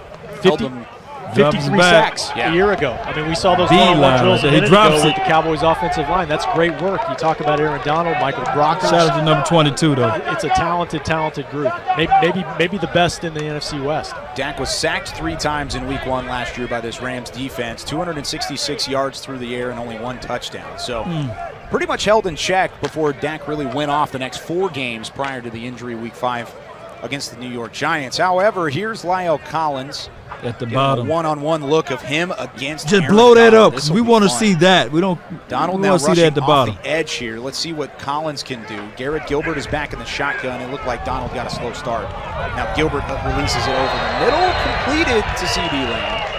And there's what you were talking about. CeeDee is just lighting them up over there. Not necessarily the deep ball, but he's about as smooth as he can be within 20 yards. Well, the thing about it is if he puts that in his game, and we've seen it. But that what Gilbert said. I didn't have CeeDee to throw to. You don't even have to complete them. Just have to get by the defense. That lets everybody know that that's what you've got. And then that's where you can go Anthony underneath. Brown again. Those Come stop on, routes Anthony. would be even more effective if you know that. Why every big there. play we I'm see sure it on you, Deshaun man? Jackson has done that for Go years. back to the highlight of Those CeeDee stop at routes, least. because you know that he can go over the top. That was a nice look at the Cooper Kupp reception on Anthony Brown. Brown has had his fair share of struggles throughout the course of today's game. Rico Dowdle getting a nice carry off into the left, but he was met really in the flats before he could get that rep going. There's Matthew Stafford. This might be the only look that Rams fans get of Matthew Stafford throughout he goes the deep. preseason. Lets this one fly deep downfield. Jordan Lewis was in coverage, and there's Deshaun Jackson. And there was number 11, Micah Parsons, right in the backfield. No way. That was a sack. No, it was a sack. I'm one of those. I'm like the police on that. Just because you touched him doesn't mean it's a sack. But I thought Mike was sitting there eating a sandwich, just waiting a little bit until he threw it. I think that would have been a sack. Yeah, it would have been a sack. That's awesome to see. Look at the slinger here. Danucci. Over the top. Completed far side to Simi Fehoko, the 5th round. There you go, Simi. Go inside. Yeah, there you go. I think that was a great point, bringing it back up on the defensive side of Micah Parsons. A lot of his flash plays, quote unquote, throughout camp haven't even been official. That's 2 sacks on him because he hasn't had a chance to take down a quarterback yet. Yeah. He's just drops back. He's so active, and you know he wants to get there and mix it up, and it's just hard in practice, and even in something like this, he's not Kevin Joseph.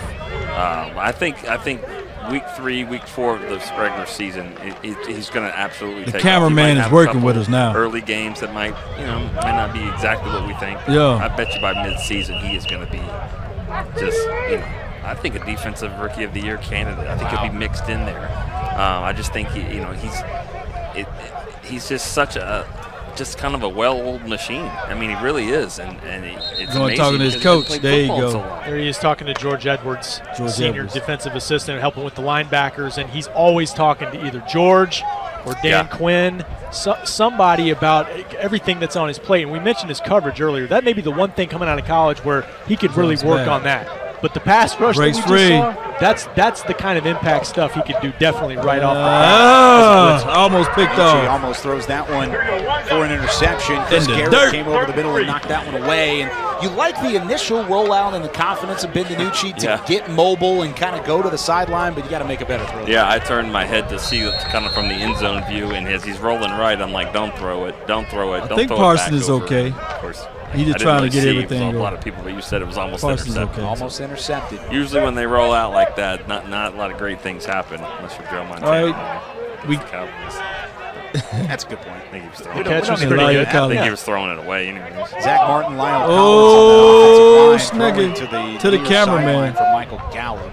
And a little bit overthrown there by Garrett. There you go, cameraman. Keep it just like that. A couple extra snaps today. He was one of the few wide receivers that were out there on Thursday. Didn't see a ton of action, but what do you expect to see from Gallup this season? Well, I think a lot of times we see these guys in these contract years. It's picked off probably. That was a sack. But, I think it's going to have to – I think there'll be games where he'll have 120 150 yards, maybe big game, then he could have 37. That's just the way it works with this offense. Zach Martin against Aaron Donald, top left-hand corner of your screen. I'm looking. He got bullied. Yep, combo blocks. And we've seen that over the years. The playoff game a couple years ago, and Zach has held his own against Aaron Donald, which that's great if you can do that. Yeah, but double teams, that's the norm when it comes up against him. You just kind of throw him off to another guy. You have to. Now, Connor Williams, on a couple of those one-on-one drills, I thought he did a nice job with him. And if you go back to that playoff game, it was triple team. Good job against him on that day. Yes, they triple team number 99. Zach had more issues with big guy. Rocker Sue. Yeah, Sue. Yes. Big guy. There's Tyler Biadasz. Look at him one-on-one. Looks like Come on, let this thing go. Let it go. Joseph Day. Now a throw over the middle. He hit him before he was able. Coverage from Jalen Ramsey on Gallup that time. Get him Ramsey again, wearing Gallup. Number 5, making the switch from number 20. Let me see the replay of that. Y'all got it on the small screen. Switch. We haven't gotten the chance to talk about Jalen Ramsey. Come on, just talk how about Jalen. Encouraging, or not even really encouraging, but beneficial it is for some of these receivers, Rob, to go up against the guy of his caliber. Without question. I mean, in terms of big, put a lamb on him.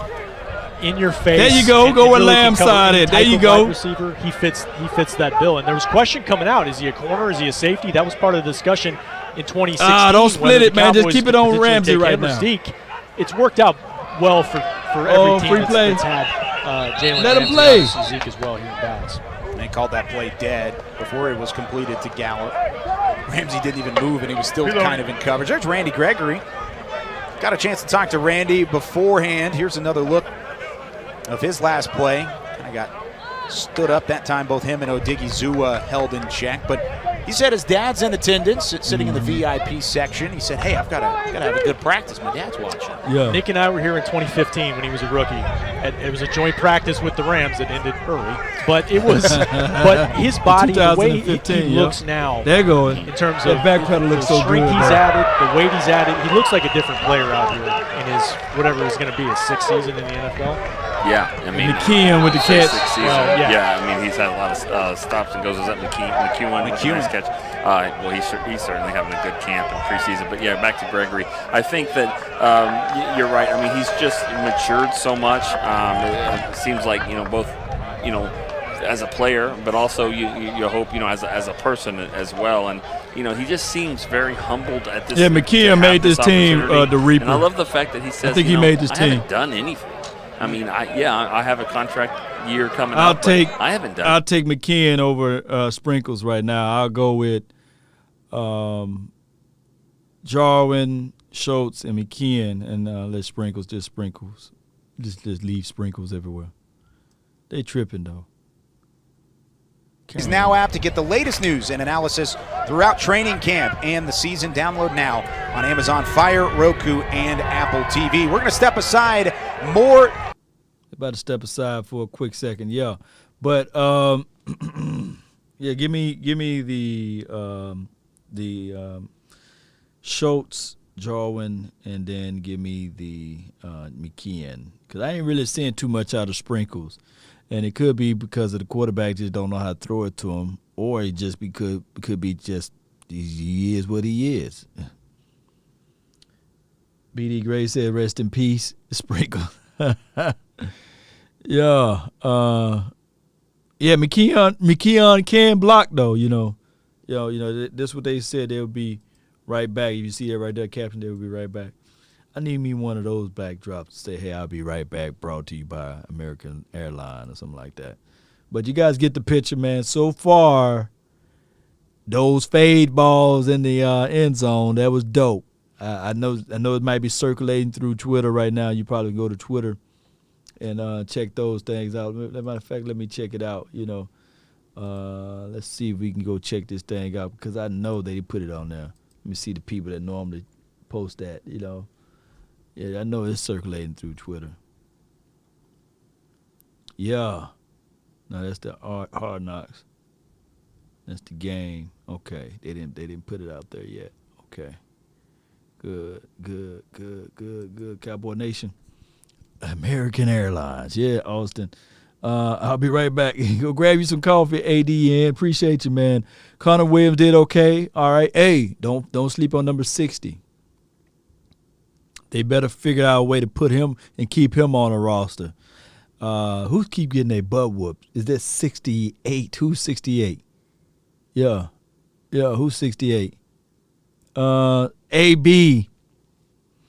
Somebody said before we started, I believe, or in the previous stream, they're saying, hey, should we trade AB? But you got to find a dancing partner. Who would want to dance with that, you know? Garrett Gilbert, he looks better in the red zone today, but there's no really live action, though, you know. They could have stopped it. Fade. I want to see Ramsey on Lamb, though. Yeah. Go into the red zone. Put Lamb out there on Ramsey, you know, or Ramsey on Lamb, and let's see if they can stop that one. You know, that's what we want to see. The ability of Lamb in that red zone opportunity. And earlier today, they were saying that Lamb may be better than Dez in that red zone. So that's going to be crazy to look at, too. Let's see what we got here. Todd Cook was good. Gilbert may win the backup, may win the job, but doesn't mean that he deserves it. Yeah, you ain't lying. All right, so it seems as if, though, they're back. Off-season when receivers were down, so I think that, you know, they're going to just try to be creative and find packages for him. He'll be a runner to spell Zeke at times, but I think if they want to be, you know, really dynamic, they can figure out ways to get them both out there. There's a long completion to Deshaun Jackson. Oh, who Deshaun burnt? Of Trayvon Diggs, and that was Donovan Wilson also in coverage. Show me the highlight. I'm seeing a pocket of room there for Deshaun Jackson. Shout out to Deshaun. He gets you. Matthew Stafford. Here you go. On the other screen, it was a run from Ezekiel Elliott as we get another look here on the replay. Stopped his feet. From Stafford's long completion. Woo, that ball in there. Yeah, that's what you want to have. You either want him streaking across the field where he can get separation, or you want him going straight down the field. He's a vertical guy, but if you can do a lot of the crossing routes, he burned two of them. That is a good thing for him. There's Garrett Gilbert directing traffic. Back in the shotgun. He was under center during my bad. You guys didn't get a chance to see that one, but looks over the middle and it's picked off. Noah Brown. Oh, that's a catch. Okay, catch. Good catch. There too. I don't know what I'm looking at, baby. Oh, my goodness. Stafford looks like he wants to change things up at the line of scrimmage.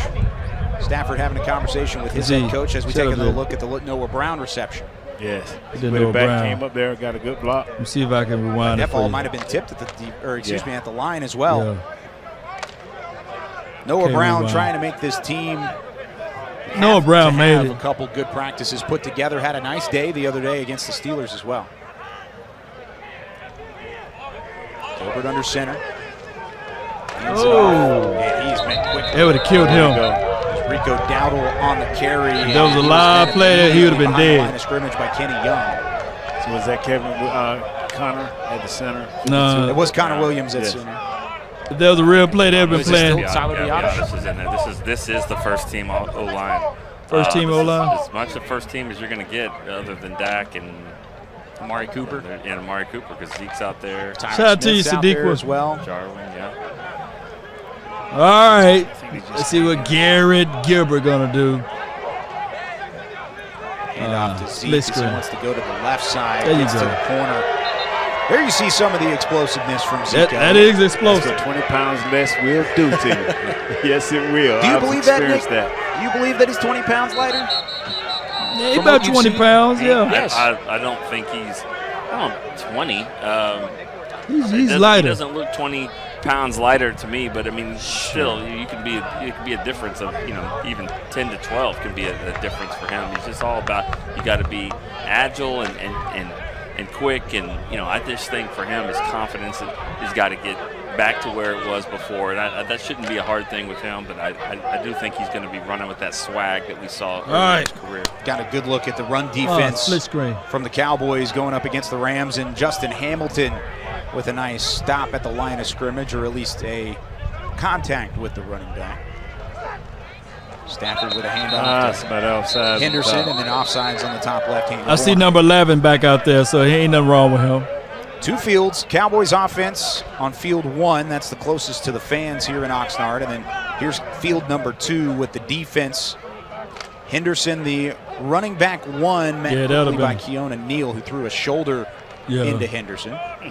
That would have. Neal, a hard-hitting linebacker now. And Neal was able to hit him for real. It would have been crazy for him. Into thinking he was a safety when he really played linebacker. Bad messed up game there.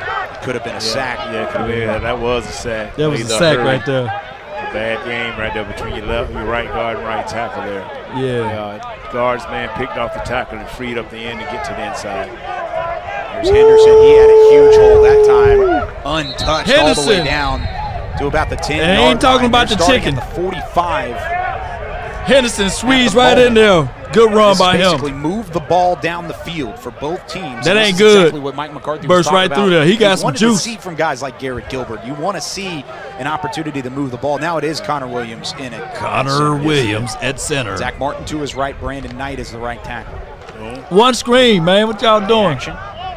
That's another sack right there. Over the top, trying to find Noah Brown in coverage, and it was batted away. Nice job by Gilbert. Lamb would have caught it. Steps inside. A couple of inches stepping up. Like good. Good, Diggs. You got to give me one, Diggs. Still got that arm, you got burnt today. You got to give me one. Boy, he still got that arm. That's a dangerous arm. Thumb problem, too. Yeah, man. Look how he rifled this in him. Rifle. Diggs with a PBU. Yes, sir. Look at him right here. Just great coverage. Knocking that away from Van Jefferson, the second-year man out of Florida.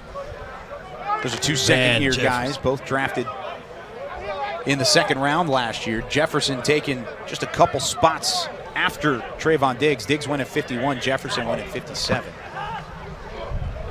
There you go. Good run. Good run. It was Brendan Knox. On the bottom screen, good move by Connor Williams. That good block. Oh, good step up. Stafford stepped up really good.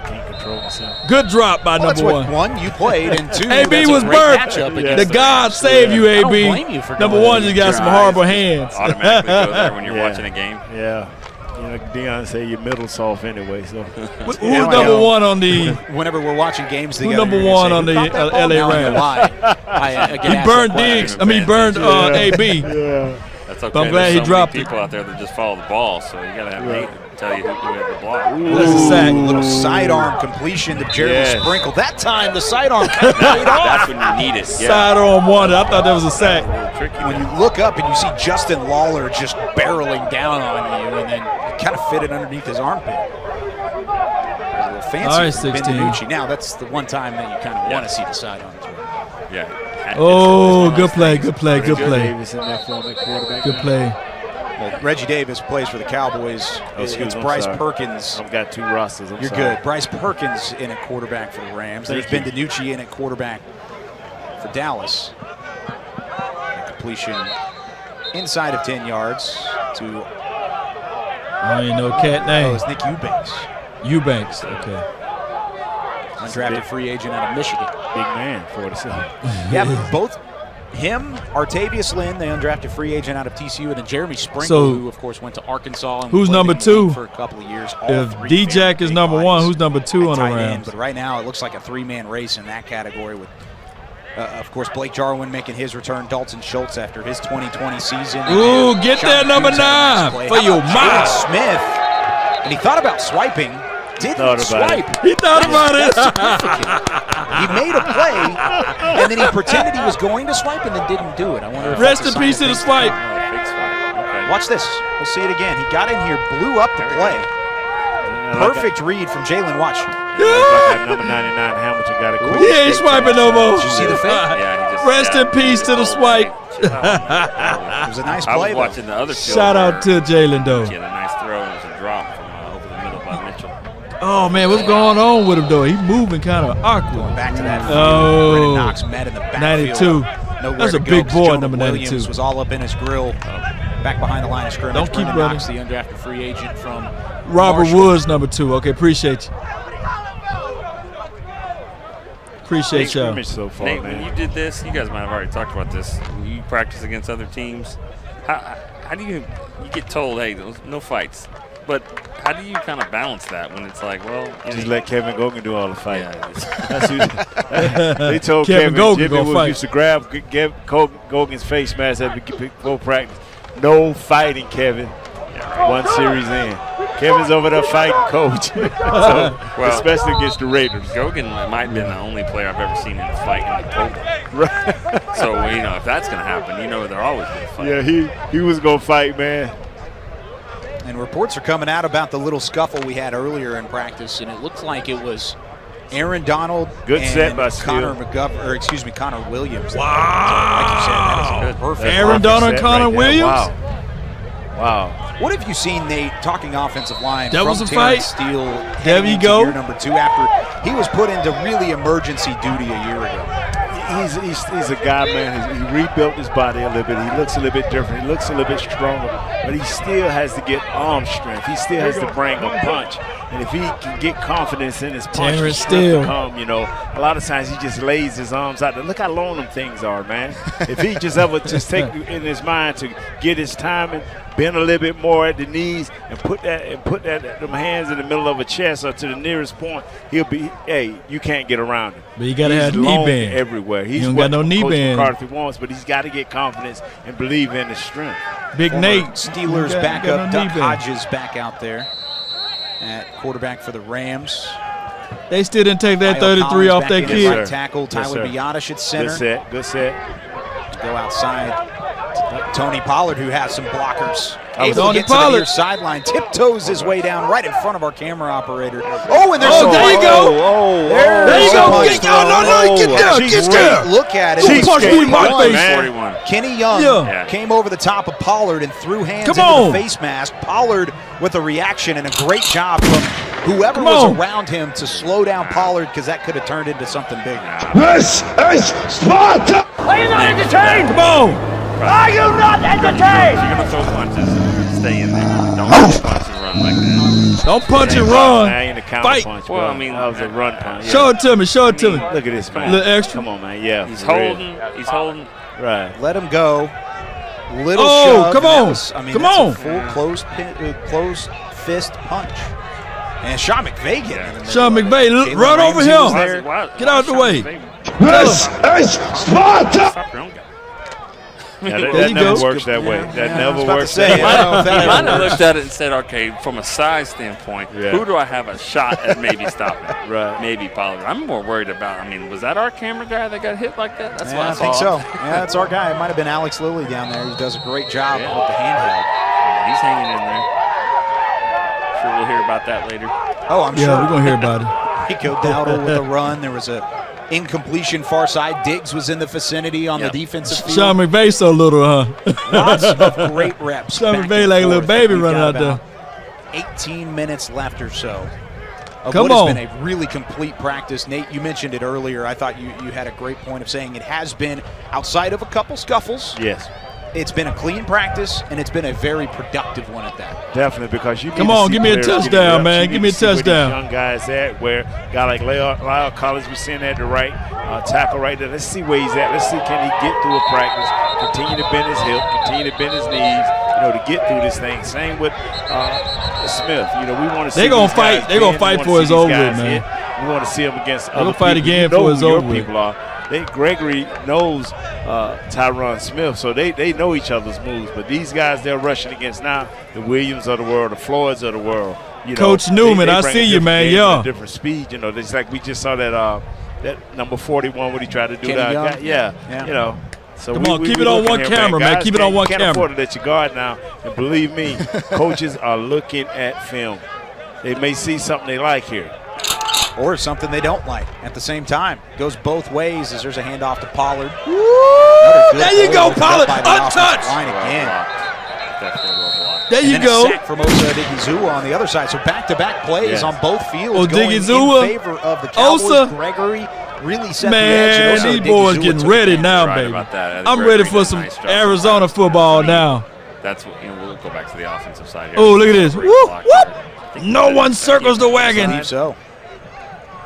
That's setting the edge. Explosion of that kid. Here's the right there. defensive look. Defense. That's Yeah. a, that's Oh, a that's sack. disciplined play out of Oh, yeah. Gregory. That to me, and this goes back to your day, that reminds me of a Tony Tolbert type Right, of play. right. where I'm gonna be Osa. strong enough, set this thing. You're not going to get Osa. outside, and then somebody else can kinda Odigizua. get through the middle and clean it up.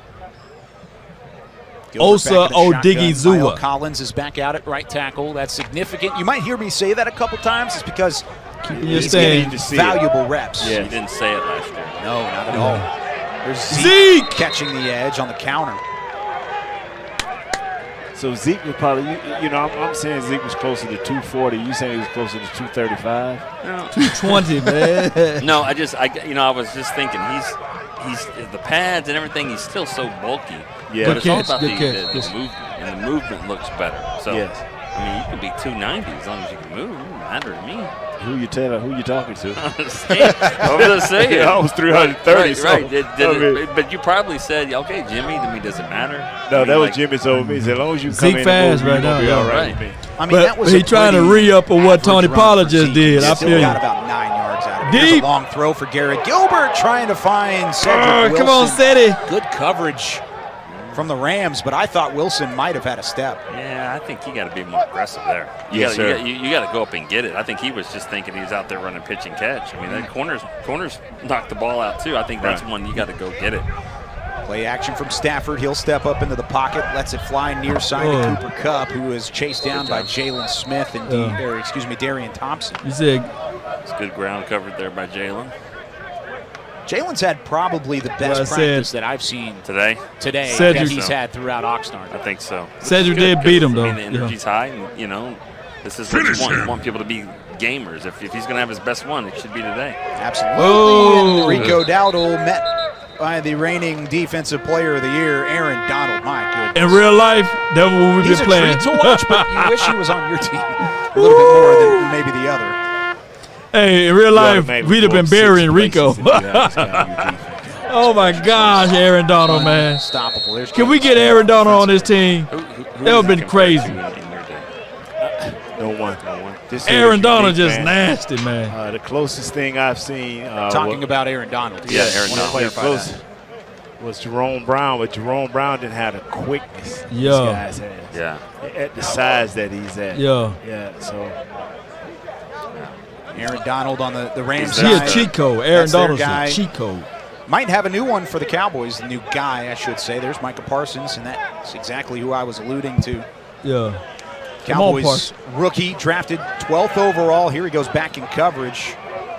Oh, he got off Looked that like he hook. might have lost his man there. He Not lost sure his if that was man. assignment or That's not, but messed up on him. the ability to go back in coverage was something that was a knock against him throughout the draft process. But He throughout mad camp, about he's it, too. looked like They he's been able threw the to ball do right where he a was pretty nice at. job of it. Yeah, I think he's just been so impressive with all the different Where they places go that with the he's ball. lined up. His head's got to be spinning, but he looks like he just got those balls. He got off his guy. Just wasn't He got the a hook best play to response. show that because I think he might have, like you said, lost his man. He didn't seem happy about it, but for the most part, That's the end he's of it. done a really, really nice job in this camp. So I like him, man. I like him. we've got a break at the moment. We may be a little bit done early with No, practice. It'll give don't us be an doing- opportunity to no, say, no, get keep the going. ultimate fan experience for the ultimate Cowboys fan. Join Dallas Cowboys United. Oh my! It was good. It was good while it lasted, baby. Woo! Yeah. It was that deep ball going to. Ooh! You got to catch that one. Who that is? Jordan. Come on, man. But at least he's knocking the ball and pushing the ball and punching the ball, and not getting used like AB. It's disrespectful for me to just even give that man AB. We just call him Anthony. Oh, my goodness, man. Good job so far by the Cowboys. I'm crunk. Yeah, do your push-ups, man. Give me 26 of them since you got that 26 on your back. Yeah, keep going. Yeah, elbows all the way up, man. High rise. That's probably your interception, man. Yeah, keep going. Keep doing. Nah, you cheated. He was more than those push-ups there. So they didn't pretty much close the practice off, man. They said these boys getting too hot and heated over here. Lamb may be the truth all the way out here, man. There go old Jalen. He can't help himself, man. Hanging out with the enemy, man. I feel him. Leave him alone, man. These enemies. Oh, man, Coach, they shutting this thing down. I would hate to be out there, and this is all we get. Well, I hate to be out there, and you spend all of that time sitting in the bleachers, and that's all they're going to show you. Man, I'm glad I came out here to hang out with you guys. But shout out to those that's out there in the Oxnard. I hope you guys got some unbelievable footages. But man, that was good. That was good showing all together, Cowboy Nation. Good showing all together, man. I enjoyed it. I had a great time with you all. It was wonderful. I got something that I got to talk about. I think it was on one of those shows. Let me see if I can pull it up right quick. But man, we had a great situation. Oh yeah. I know what it was. Y'all bear with me, and we might open up the phone lines. How long I've been live? Y'all let me know how long I've been live over here. Like 95. You know, you let me know how long I've been live. And let me see if I got it. Yeah. Is it this one? Yeah, it's this one right here. Y'all bear with me. While I play this. Get this one going. Yeah. We gonna thoughts and feedback, man. 61 minutes. Shout out to KMT. You the real MVP. Not long enough, TA. Cowboy, appreciate you. Oh man, did y'all enjoy practice? Did y'all enjoy it? Did y'all had good thoughts of everything? Did you feel like it was worth it doing the joint practicing? My biggest surprise of it all was the Connor Williams and Aaron Donald fight. Yeah, Connor Williams and Aaron Donald fight. That was my biggest surprise of it all. I love the intensity. We always call Aaron Donald a man of a man, beast of a man. And we call Connor Williams baby. He's just a little bitty baby out there. But for him to get up there to fight, we can only speculate who won or what have you. But it is what it is. Shout out to Aaron Donald versus Connor Williams. I need to go back and look at it and see who got the best of them, in that situation. Yeah, shout out to you, John Stanley. Appreciate you, man. Yeah, appreciate everybody, man, for tuning in. Let's listen in to this one, and then I'll get some of y'all feedbacks and y'all thoughts on everything. But I wanted to listen to this one right quick because it was surprising. I didn't hear the full interview, but I saw a piece of it, and I said, man, I got to play this for the nation. His young defensive stud as unique, LeVar, is your guy, Parsons, the key to turning around the Cowboys' defense? He's a major part to the ingredients of making the key that does unlock the potential of what the Cowboys can be. Y'all listen. Listen, I said this coming into the draft. When he was coming out, everybody asked me, who is Micah Parsons? What is he? What can he do? What can he be? I thought he was the best player in the draft. Y'all hear that? That's from LeVar Arrington, the resident hater of the Dallas Cowboys.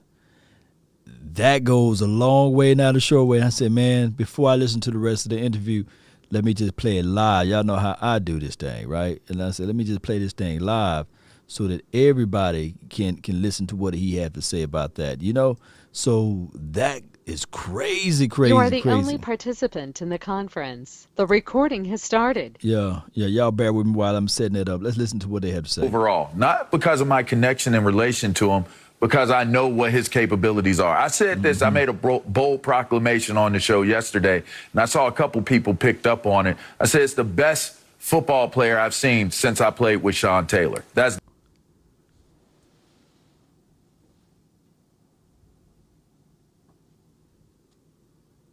Did he just mention Sean Taylor's name? All participants are muted.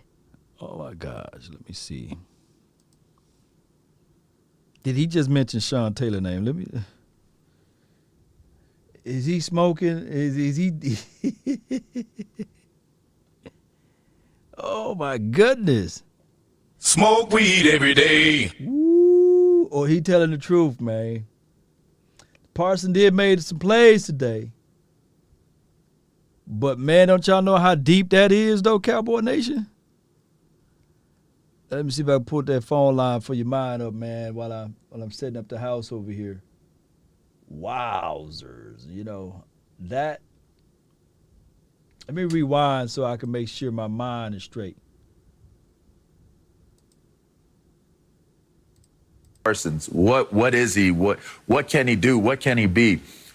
I thought he was the best player in the draft overall, not because of my connection and relation to him, because I know what his capabilities are. I said this, I made a bold proclamation on the show yesterday, and I saw a couple people picked up on it. I said it's the best football player I've seen since I played with Sean Taylor. He's the first kid I've seen, young man that I've seen to the level of what he's capable of doing from the position that he plays, that it made me draw comparisons. Like, who do I compare him to? Who does he remind me of what he's capable of doing? And it was Sean Taylor.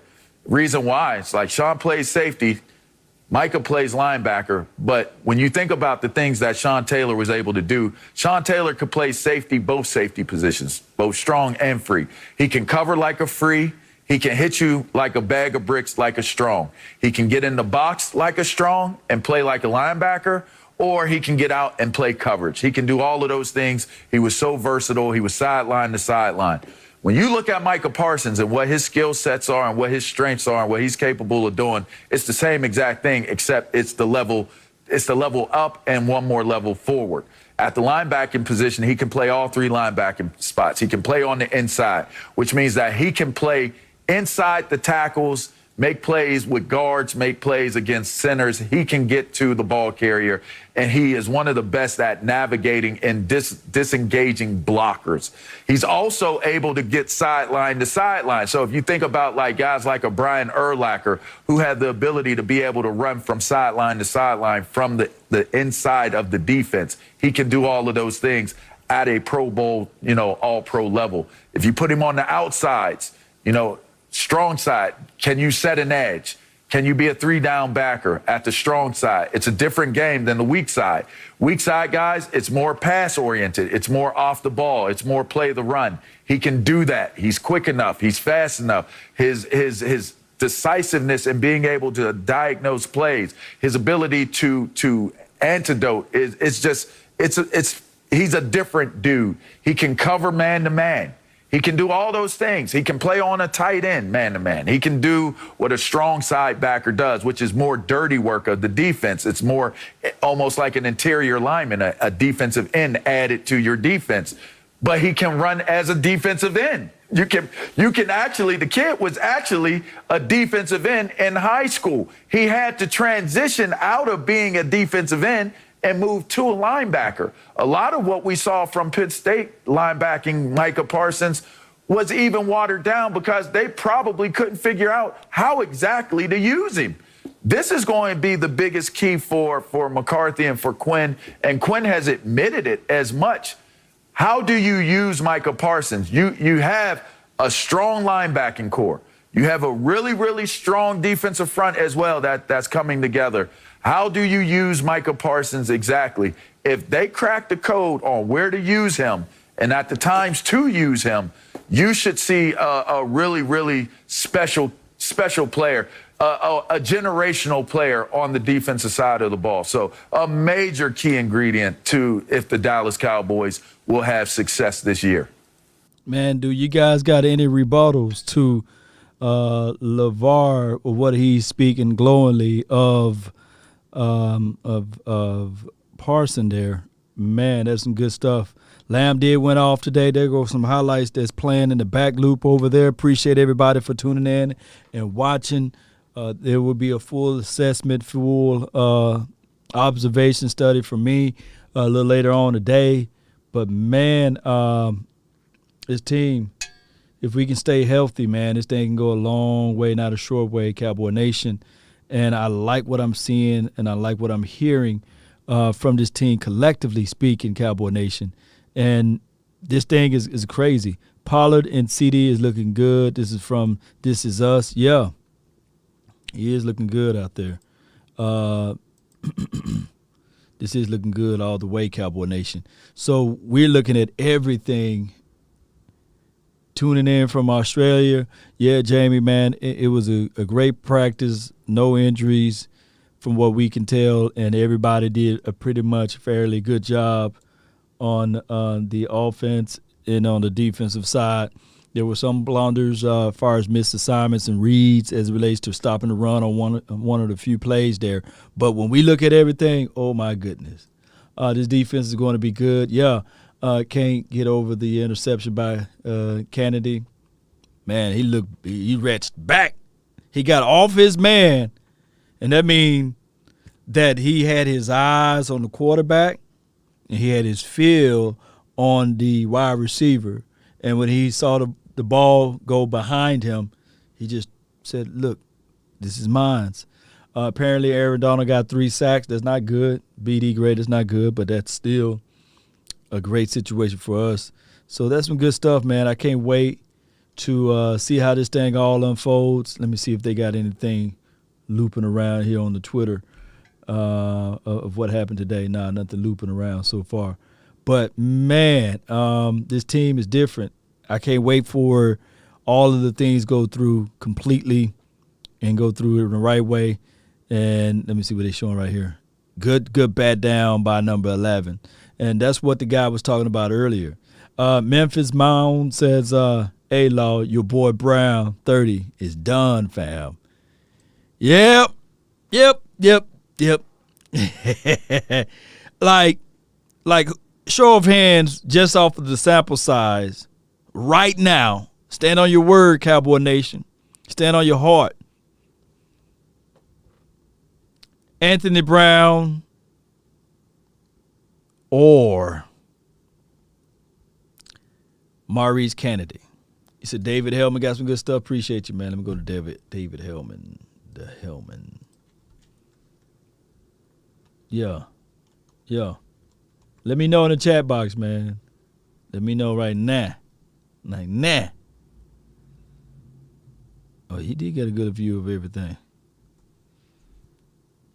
What he got? What review he got? The run. Yeah, that was the tackle. Ezekiel Elliott. Nice contested catch. It was Noah Brown. He said the Rams had worked a lot in the slot. Oh, yeah. He got to play. Yeah.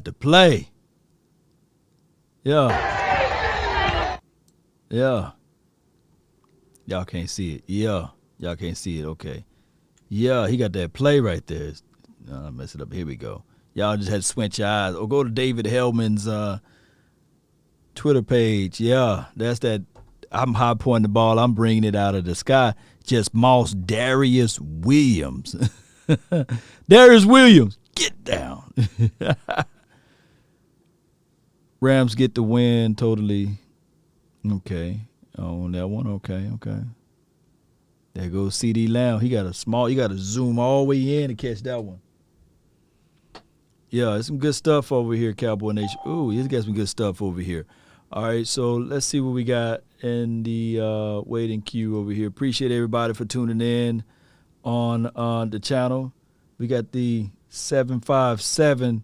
You about to be live in a few with the Nation. Give me 1 second here. Give me one good second while I pull this up right quick. You live. 767, 757. You live. Yeah, you can hear me, Law? Yeah, you live, man. What's good?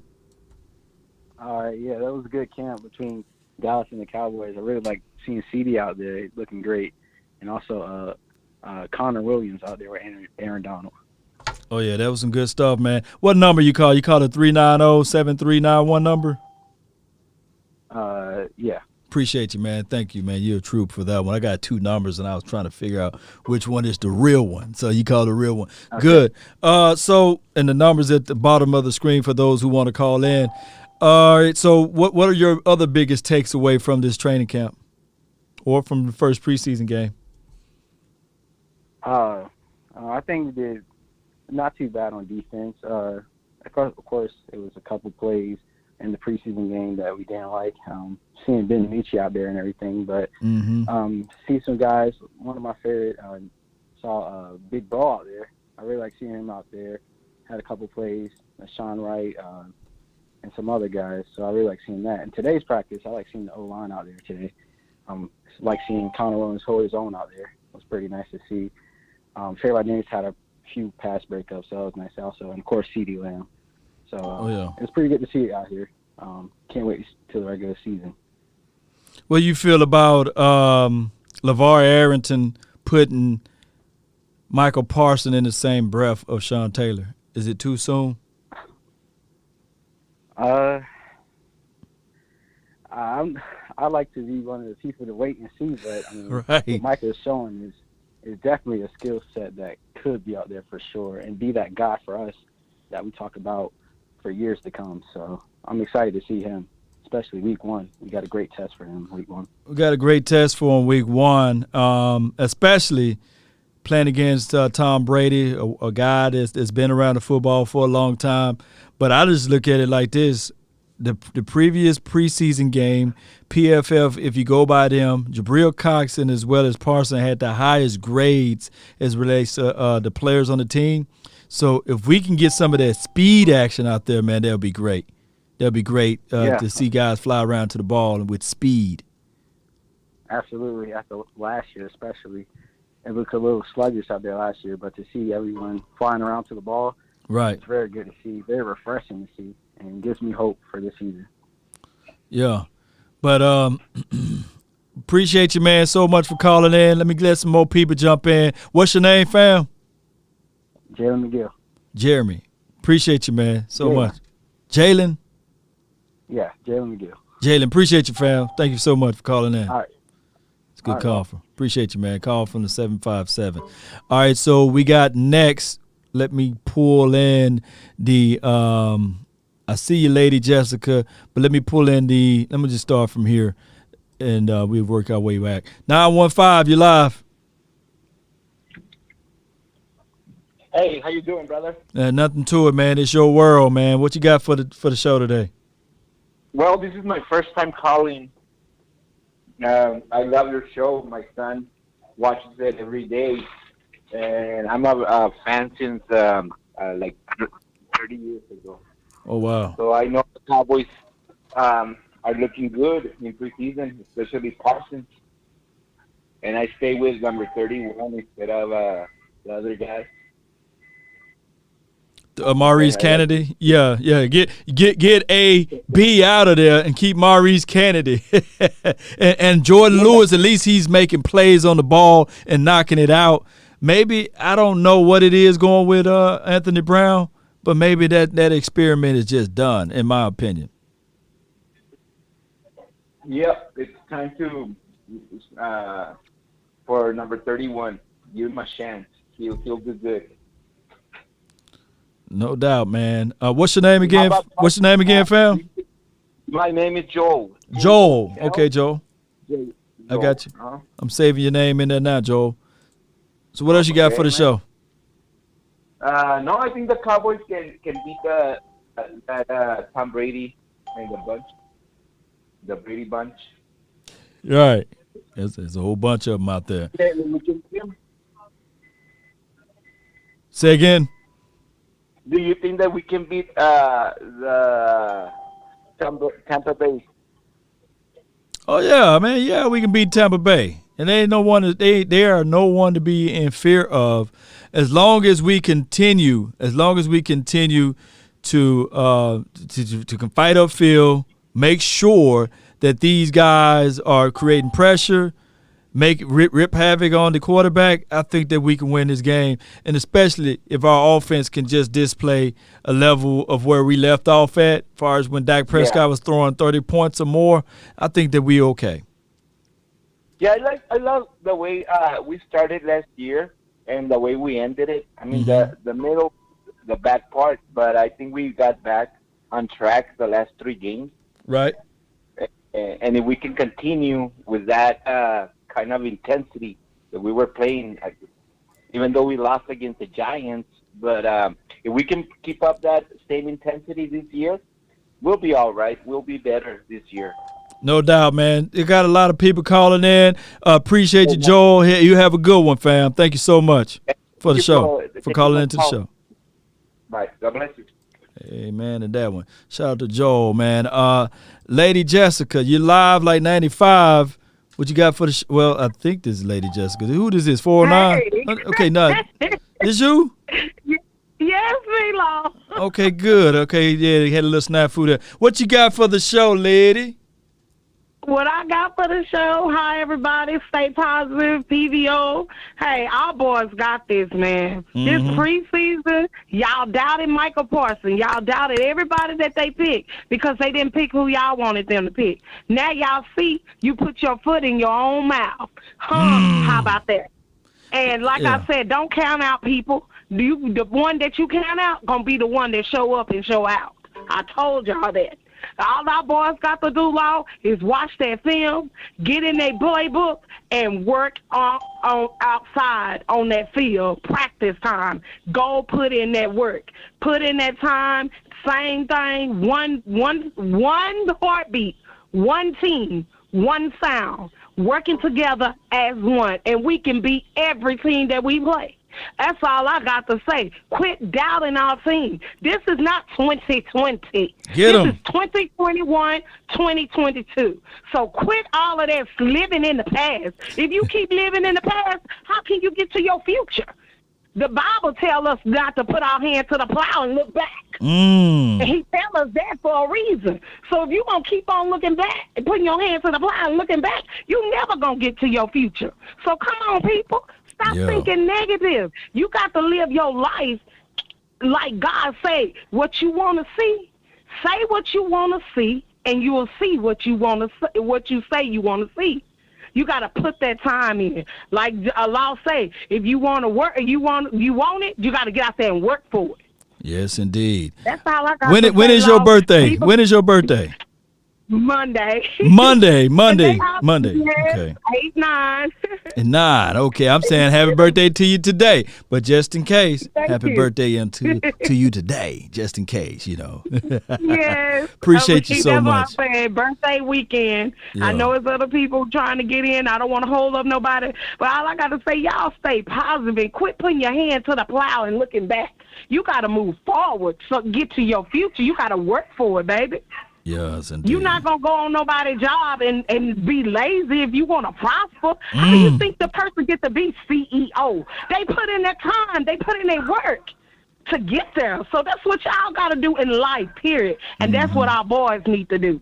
Watch film, go into that playbook, learn what they need to learn, like we had to study and learn so we could pass and graduate. Right. Come on, y'all. I love y'all. I'm out. Going back to the chat. Appreciate you so much. Lady Jessica. Oh, my goodness. All right, we got the 818. You're live. Yo, I've been watching the Cowboys since 1969, and I've seen Landry, I've seen Jimmy, I've seen all the crap in between them. I've seen what I'm going to try and tell you is that this defense is terrible. And they ain't looking good. I mean, if you look critically at the film of not only the Steel game, but today's practice, they have if this defense, if they do not get better on the interior line of the defense, then Micah Parsons can be potentially fantastic, but it ain't going to matter. He ain't going to get there in time. And as far as the offense occurred, they're great offense. There's no doubt about that. Everybody still stays healthy. They'll score 25 points a game for sure. But it ain't going to be enough. If they cannot stop the run, this game is, I mean, I know it's changed in the last 30, 40, 50 years, but at the end of the game, at the end of the day, if you cannot stop the run, if you cannot run the ball when people know you were going to run, you got no chance to win. I mean, you can, because the league is mediocre, and there's all this parity, you can win 7, 8, 9, maybe 10 games in a year, but you really got no chance to beat the upper teams who have a much better defense and a much better efficient way of getting down the field. Who was our best run stopper last season? Who was our best what? Who was our best run stopper last season? Nobody. No one, right? It was Sean Lee or bust, right? It was Sean Lee, he had the mindset to get there, but he couldn't get there, right? Yeah, well, right. The best run stopper last year is a safety. Safety. What is that about? Was it Darian Thompson? Oh, no, it was Donovan Wilson last season, right? It was Donovan Wilson. Right. Donovan Wilson. You've got to have – I mean, I grew up watching Bob Lilly and Jethro Pugh. I grew up watching John Dutton. grew up with Randy White. Glover, who they brought over. I mean, this is a storied franchise. I love them. I've never lived near Dallas. I've lived in New York growing up, and it was a pain in the ass being a Cowboys fan. And then I moved to L.A. about 35 years ago. It's a pain in the ass being a Cowboys fan. At least I got to see them when they come out and play the Rams and when they play here in preseason. But listen, there's not rocket science. You got to stop the run. You got to stop the run. Appreciate you for calling in, though. I got a lot of people, but I'm gonna give you the feedback on everything once you go. But appreciate you, man. Thank you so much. What's your name again? My name's David. David, appreciate you, David. Good call. Good call from David. All right, so what we did during this offseason, DeMonte KZ, to me personally, he have a better mentality than Xavier Woods. So I believe that aspect of coming down the field, he's better against the run. Ron Kearse, that's what he do. He's not a coverage guy. He's better against the run. So I believe even bringing in a Ron Kearse is a better situation and scenario than what we had last season. And I'm not saying that Ron Kearse is even going to start. And we do know that Neal, that is what he do. He's not a coverage guy. He's a run support guy, as well as Michael Parson, who is pretty much top of his class in the run pursuit. So I believe in the hearts of hearts that this run pursuit of stopping the run is better than what we seen last season. And if you put the cherry on the top, we just got bigger guys that's hungry. Big Bo, he's big. He's filling in inside. And on top of that, if you think about Navell Gallimore, instead of waiting to week 6 or week 7 for him to play, he will be playing week 1. So I believe, collectively speaking, that this team, even if it's on a marginal level, is better than stopping the run for the 2021 season opposed to last season, even from a mentality aspect of it. I got 100 in the house. What's good with you, fam? What's going on, sir? I'm kind of mad. At you guys, man. You guys? Who you mad at, man? Speak with it.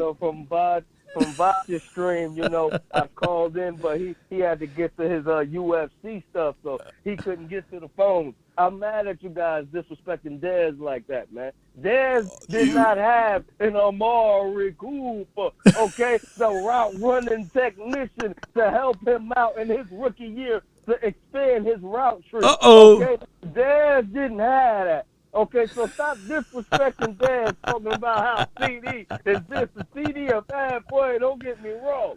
But he didn't have that. He didn't. Am I wrong now? Hold on. Now you're speaking with a lot of bass, but I'm telling you, did you hear what I had to say?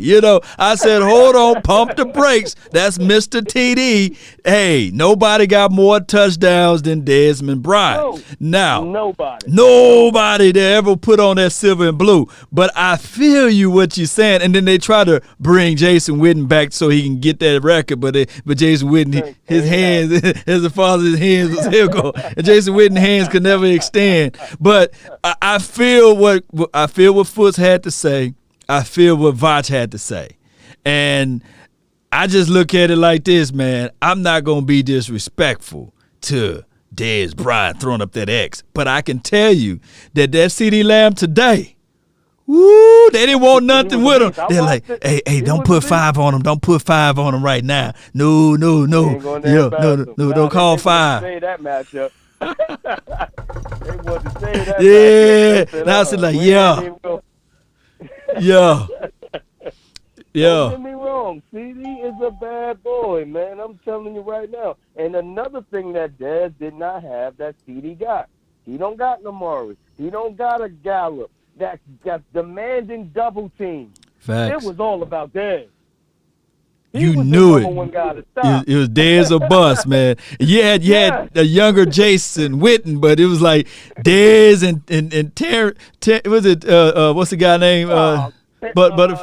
Williams, Terrence Williams. I'm about to say Terrence Steele, but Terrence Williams, man. Come on, man. He made Terrence Williams couldn't even take advantage of his matchup. Come on, he couldn't even do that right. Yeah. Dez was dealt. on, man. Dez was dealt with a bad deck of cards, man. I feel you, man. And then his freshman year, he had old boy who thought that he was world class, number 11, Roy Williams. Remember that? Roy Williams, yeah. Hey, ain't finna carry nobody pads. I said, shoot, come on, man. Yeah, come on, man. Come on, man. And don't get me wrong, he did have Measly Beasley, but Measly Beasley only had like what, one good year, his breakout year, 1 year, and that was with Dak. If my memory serves me correct. Your memory is right, my friend. Dak got there. Yeah. But Dez was a man of his own, man. One thing, only gripe that I had with Dez Bryant is that he didn't wait to, like, on the off season. You seeing what CeeDee Lamb doing now and all of those boys doing now.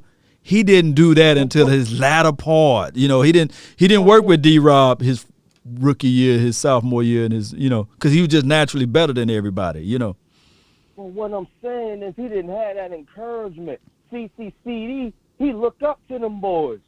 Yeah. He see Coop running them routes like, oh, man, Coop, I got to get like Coop right now. I got to work on this right now. Yeah. You see what I'm saying? Dad came into the Cowboys, number one pick, head dog. Yeah. He ain't coming to this thing as no head dog. Yeah. Oh, yeah, we spent a high pick on you, but you the last pup on this list. Yeah. You got to follow us. Am I wrong? Come on now. He didn't have that.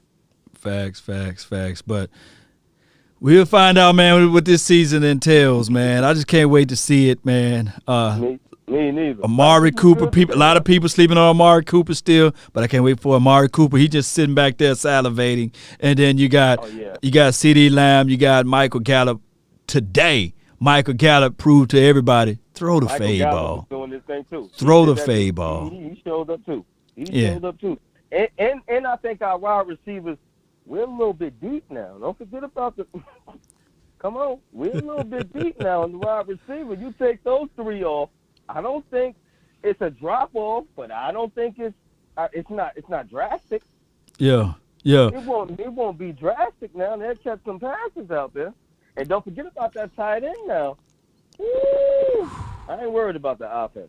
I ain't worried about 100, man. I'm gonna clear out all of these calls I got in the queue, but I really appreciate you so much, man. Salute to you, bro. All right, man. Yeah, good call for 100 grand. I got the 201. What's good with you? Lord Nation, what's good with you, baby? Oh, man, it's your world. I'm just living in it, man. Talk to me, man. What's on your mind? What's on your mental? Look, check this out. I'm calling from Jersey City, New Jersey. Cowboy fan my whole life. You hear me? Okay. You all my Cowboy news. All right. That's what I love to hear. We don't get it over here, man. They don't show everything they're supposed to show over here in New Jersey, New York area, man. So, I got to tune in. But what I do want to say, Jalen Smith, you said it earlier. You said he's moving kind of awkward. Yeah, man's still empty, man. Yeah, it was weird. Empty. Yeah. He gimpy. That knee ain't healed right, man. He trying to compensate for it, and that's why his change of direction and the way that he feel don't look right, and he can't stop on the dime and cut and make a tackle if he make a mistake. When he make a mistake, it's over with. Yeah. It's to the point now that they just need to have him as a designated guy. Just blitz, go to the quarterback, nothing else. Because it just looked awkward to me. Jalen coming off the edge, man. Just straight go off the edge because the misdirection, the way running backs are now, that knee ain't ready, man. I don't think. See, this is the thing. I don't think that he got bent. What's your name, fam? Let me save your name up in here, fam. Tyron, Tyron. Okay, I'm gonna put it in here. All right, Tyron. Okay, from the 201. Okay, so I just don't think that he got the bend. I don't think that he want to. You know how you knife inside to get low and scoop around. Yeah, I just don't think he's a straight line runner to me. He had it though. If you remember Notre Dame, he had all of that, but that knee didn't bend right. It didn't heal right. It didn't come back to what he was. Of course, you won't expect it to be what he was, but to me, he's real gimpy, or he's compensating for the knee. He don't trust it fully. Something, but I just don't. I don't like the way he move out there, man. Yeah, but I think that now here's my honest opinion of everything. I don't think that you throw him outside and leave him outside in the rain. I just look at it like this. This would be a situation whereas you just play to his strengths and you just don't put him in situations like they did last season, because I'm thinking that he's a positive guy. He's a go-go guy. He's going to try to play through the echoes of the whistle. And just like if you go back and watch that Cleveland Browns game, and when Odella, when he broke around the corner there and he was running, and you'll see Jalen, he was trying to struggle. He was trying though. He was like the little engine that could, Mister, we don't give all our effort. Mr. Woods, we got he up out of here. Yeah. We don't go hard on every play. I'll take that any day, man. So what else you got for the show, Tyron? And that was pretty much it, man. I just want to let you know I'm a big fan. You got fans out here in Jersey, man. Keep doing what you're doing, big bro. Appreciate you so much, man. Thanks so much for calling in. Good call from him. We got the 240. What do you know, 240? You live. Yo, what's up? I have a few points. Good to know you today. Oh, man, I'm doing great, man. Yeah, you live like 95. They can hear you. Hey, how you doing? I just good. want to address the run game from and Kellen Moore's like schematics of it. Okay. I've been watching some Okoye, and he brought up this point from a film study about like a year ago because people always been saying for like a few years that Zeke's getting slower, Zeke's losing a step, and I necessarily don't think it's that. I think it's just back in 2016 he would go 10 yards without getting touched, 20 yards without getting touched. And I just don't see that being the case anymore because our run scheme has changed a lot from then. And I think that's kind of a result of Kellen Moore. We had one of the best O-line coaches in the game. Now he's over there in, I believe, Browns land. Coach, what's his name? Not Callahan. I would think we had Callahan. Y'all educate me. Did we have Callahan in 2016? Y'all help me out, because I believe that type of scheme, whereas they had the blocking scheme, was a whole lot better for Ezekiel Elliott. He was able to see the hole and get through there and knife inside. And of course, Scott Linehan, he dialed everything back when he became the full guy the following year or what have you. So it's just hard for me to place everything on Kellen Moore. I just base it on experiences. If you pick up Ezekiel Elliott and you put him on the 49ers team, I don't think the 49ers fans would be mad at him or angry, Exactly. And I feel like the reason why I blame Kellen Moore is, like, if you look at the stats, Zeke in 2018 was still a top 5 running back. Facts, I think in 2019 is when we got Kellen Moore is where you really see him take that step down. And I don't even think, like, even though he doesn't get as many opportunities because Dak is throwing more, I think he can still be more productive with the runs that he is getting. And I mean, it's besides just the like predictability of it. I think we're just not executing the way that we need to be with his run schematics. I mean, it's different, and I'm not finna chalk it up as Kellen Moore being a horrible offensive coordinator. There'll be low-hanging fruit when any time that since he's been the offensive coordinator, we have been ranked in the top 10, respectfully. But I will say that it's kind of hard to grab hold to, like, shotgun, they line up in the eye. Hey, we know it. Look, put it like this. I'm going to call the play-by-play. I'm going to do watch parties, right? And I'm going to tell you guys, when they line up in the eye, I'm going to yell out, run!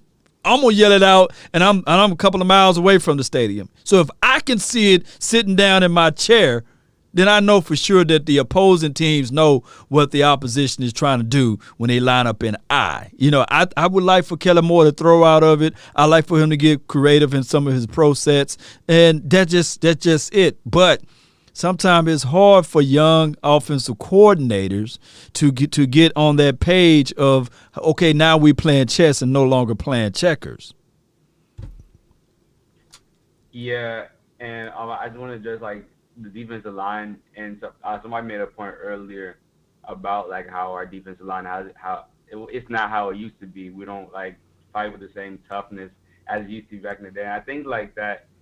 In general, over the past few years, our defensive line has kind of been not unexperienced, but we haven't had the highest talent, as we all know, at the defensive line position. Like, now we're bringing in the Brent Irvins that was top 3 in run stopping. So I think that typically, like, I mean, obviously we're not gonna do good with bad talent. Like, Antoine Woods is not a better defensive tackle than Brent Irvin or something like, or stuff like that. So I think we should see a major improvement there for the most part.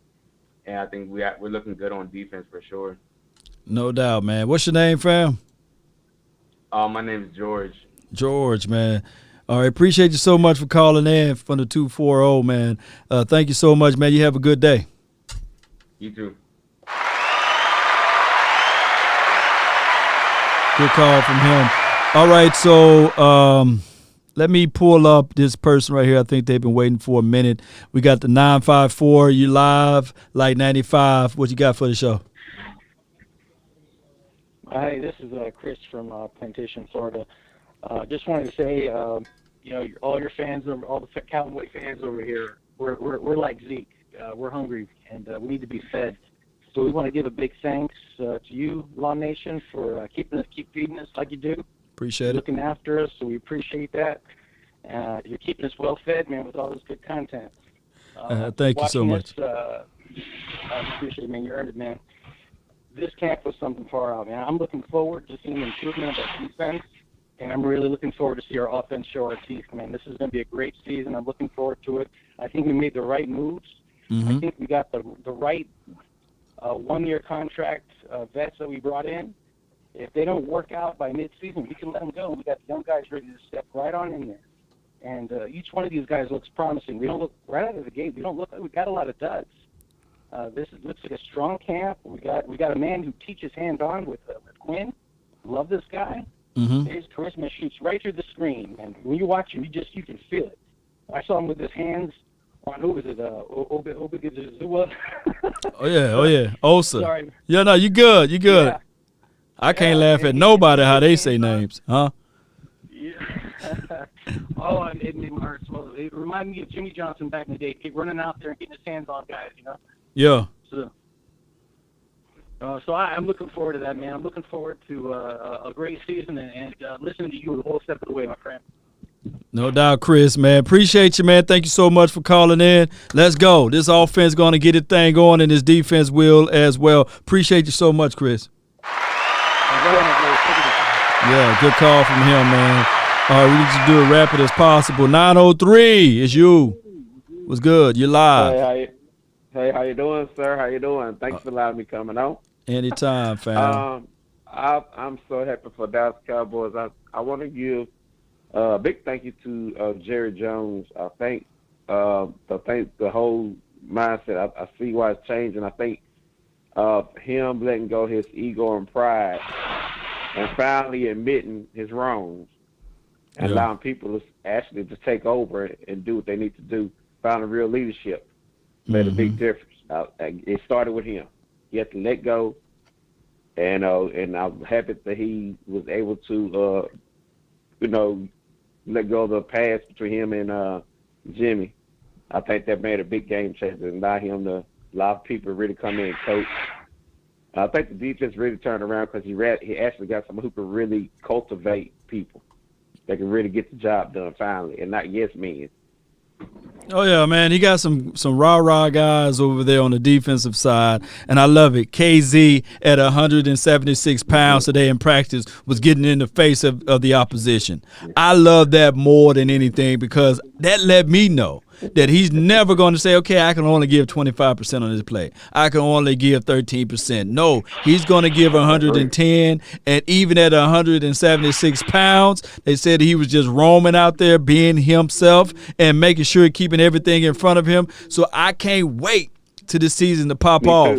Now, the only thing is with Jerry Jones, the whole situation, it still doesn't appear to be genuine. It seems as if though they painted him into a corner and it was just a right recipe of Troy Aikman, Jimmy Johnson, and then I think it's Michael Strahan that was right beside him. It was just the right recipe to squeeze him to put Jimmy in the Ring of Honor, but we'll take it anyway. We'll take it one way or another. Cowboy Nation, we'll take it anyway because he belongs in there. Yeah, he deserved it. He did, but I think it's a big turnaround. But like I said, the defense is gonna be good. Give after this year when they get rid of those old people that let's face it, it's a whole new regime going to come in. He's getting rid of those players that's not his. Right. And bringing people who fit his scheme. And they just face the facts. And compared to the players he brought in, compared to what they had then, that's why they look bad. The people he brought in show you that the people he had good who thought they was. No offense. Facts. Yeah, facts. I feel you on that. Some people have deteriorated over the years, and I think, and it's quite opposite. Jalen and the two middle linebackers. This is probably gonna be their last year. Yeah. And I like Cooper. As much as I like Cooper, I hate to say it. I love Cooper, but if he don't stay healthy to get injury, it's gonna be real tough to let Gallup go. Yeah, it's just gonna have to be a business decision, but they need to figure this out and pay Gallup now. That's look, what I'm thinking too. Pay him now. Pay him now for the prize go. It's gonna go up. With that gonna give everybody numbers, their money by throwing that ball around. Put it like this. This is the best. This is the best way to look at it before I let you go. Yes. That catch today by Gallup made Gilbert look good. Yeah. It made Gilbert look good. Yes, it did. Hey, the fade ball was behind him a little bit, and Gallup turned around and said, "Thank you. It belongs to me." That ball wasn't on the money, but it was in the area. Yeah. He underrated. And that was another wide receiver looked pretty good too. I don't remember who he was in preseason. I think he played like one play called a real quick 17-yard pass, looked really strong. I don't know who he is, but I don't know his name. He ain't no starter. He's somewhere down the road. I don't know. They got good competition to come to wide receivers. It's gonna be tough. No doubt, man. Appreciate you so much for calling in, man. Appreciate you. Thank you. Good call from him. All right, so 803. Let's go. What's going on? What's going on, Law? Nothing to it, fam. Hey, Talk man. to me.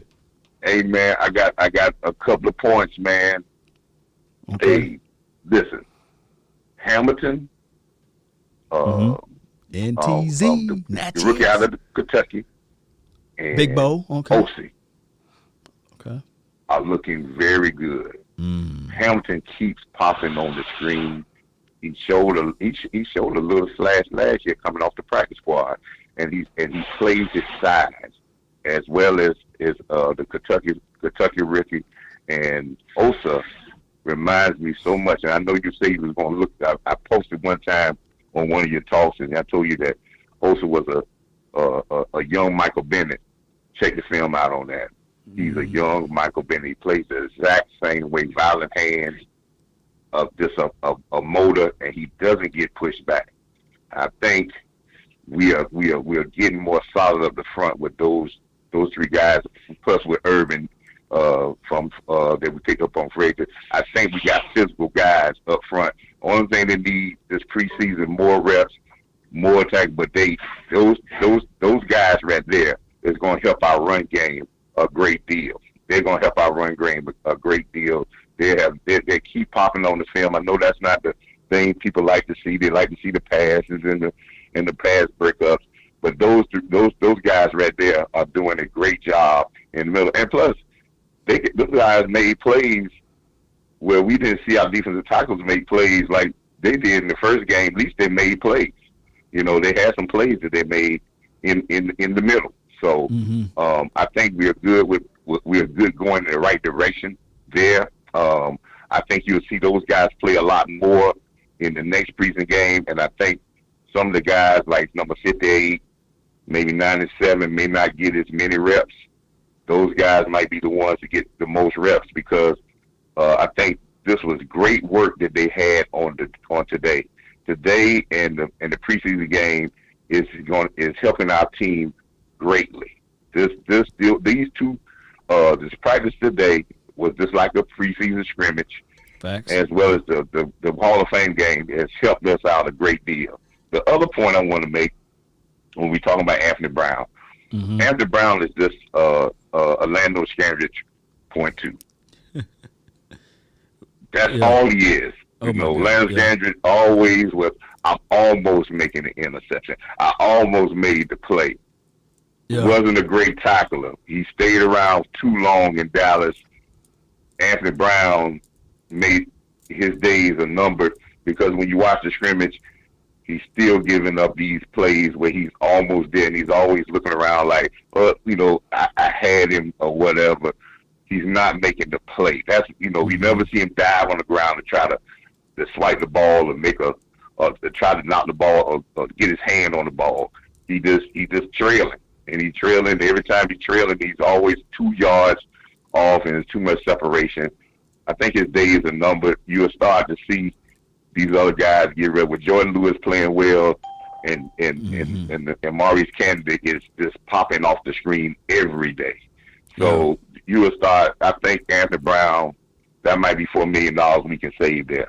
And the last point I want to make, Zeke is back. Oh. If you watch that scrimmage today and you worried about Zeke going to have long runs and he'll have an acceleration, if he has lost a step, he's showing you that step is not lost. I will say again, I believe COVID, I hate to say that word, but I know it's this way, but I believe that had an effect on his conditioning last year, as well as that when you don't get 80 less carries, where you expect to run the same amount of yards, you get 80, 85 less carries, that's not going to happen. Yeah. So, but Zeke is going to be back, I believe, and I want to say something you said earlier about lining up in the eye, and you say, well, you'll yell out, run. Mm-hmm. Well, that's what Mike McCarthy was saying. Yeah. Sometimes, Law, if you know, I know, and everybody in the stands know, right, you still got to be able to run the football. Yeah. Sometimes because you can't go into a game saying, I'm always trying to trick. Sometimes you have to run the football, and you have to you just don't want negative plays. And that's what we're trying to get. We had too many negative plays. Mm-hmm. 3-4 yards on a run play is not a bad play. No, it's not bad at all. No. That's not bad at all. So sometimes we have to do that. And then if we do that once and get 5 yards, the next time we line up there, I know, everybody else know, and we put the ball in the belly and pull it out, that's when you get big plays. So I was wanting to say that. Lock me in, Law. I'm Coach Marv. I'm Boss Cowboy guy. Okay. I was on his show one time and talk football, man. I'm a former head coach, and me and him talk a whole lot, off air and everything else, man. But I appreciate y'all content, man, and what y'all do, and y'all really help the Cowboy fans. And I just want the Cowboy fans to know that these last 2 days that we seen the Cowboys gave us great strides in this training camp atmosphere. And I look to see a much better performance against the Arizona Cardinals come Friday. And go Cowboys. Anytime, Coach. Appreciate you, man, from a coach's perspective, man. We always appreciate it. Thank you so much, Coach. Thank you. Yeah, it's good stuff from Coach Marr, by the way. Let me give him one of these. Yeah, so he's a real one. All right, 7:04, you live, baby. Let's go. What up, Law? What up, Law? Nothing to it, man. It's a pleasure to be on here. Man, it's a pleasure to be on, man, to the greatest YouTube, Facebook, Cowboy supporting channel in the nation, my man, Law Nation. Got to give you that shout out, man. Oh, man, appreciation, man, from you, man. Hey, I probably hear a little reverb there. Probably turn your radio down. Let's go. Let's get with it. What you like today, man? What you like to see today, man? What you saw today? Man, look, man, I like the way, you can see Jordan Lewis stepping up. You can see, of course, Boston and Fact stepping up. But, man, AB is an issue. And I think with the Cowboys, man, we let, like the guy was saying before, we let these people hang around too long, man. I think Awuzie, and he hate us. He hurt us. With 25, Xavier Woods, he hurt us. But these guys stayed around too long. I just hope that Dallas doesn't get veteran friendly and let these young boys come on, man, that's hungry and control our secondary. I understand that we needed to address the run, but, man, on that back end, We need to let these young boys play, man. I like what I'm seeing. Mm-hmm. I think Donovan Wilson need to get his swings. I'm still kind of trying to figure out why Hooker still hadn't dressed out. I know he had some injuries and stuff like that, but I'm ready to see him in pads. I'm ready to see him in action, man. I think we got a good squad in the secondary, but I want them to play what's the best man available. Yeah, this is the thing. When I was out there, I saw Hooker. He was moving real slow, but he was diagnosing everything, and they just moving it real slow on him. They don't want to rush it. So to me, he probably would not be ready until probably week 3, week 4-ish. But you don't want to rush it. And I'm looking at what the Cowboys are doing. They don't want to cut a healthy player to secure a non-healthy player. So I understand the business lingo of it. But here's good news to everyone. Right now, we may have our reservations on AB, but let it be, because when they do the other cuts, when teams have to cut down to 75, there's another team out there that's going to cut one of their guys that they trying to stash, and the Cowboys, Will McClay, whoever's doing the player personnel, might go over there and snatch them, So that could be a situation as well. But I'm not trying to beat up AB. We just already know what his potentials are, right? We just know where it's at. Exactly. Yeah.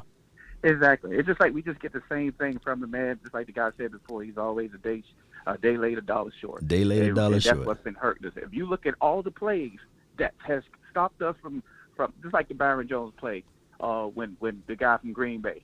Man, look, if he wouldn't have caught that play, we'd have been on point. It's our secondary. When we realize that they've took that step has gotten a little shorter, right? We need to, if something available, man, we need to go ahead and move on it. And I like what we've done. Shout out, like you said, Will McClay and Jerry and them. I think they've been aggressive. I think they've been aggressive but patient, and made the right move. I'm all in. I don't dislike AB, but I just seen better talent than what we have, and I would just like to see those guys. Boss man on one side, Diggs shut down everything today. Right. Ooh. But he did get burnt on one play, but hey, we can't win them all. And I like the way he came back and fought through it. Yeah, can't win them all. Yeah, overall. But that's where I'm at, man. Again, shout out to what you're doing. I'm glad you have me on and stuff. I try to support when I can. But man, I'm excited about this year. I think this is the year if we play our cards right. Appreciate you, dog. Appreciate you, man. Appreciate you so much. That's from the 704. Yeah. Like I said, I'm not trying to beat up AB. We know what he brings to the table, and we've seen the story before, like Coach Marv said, the previous caller. We seen it. We seen the story of, hey, Orlando Scandrick. Was it him in the playoff game?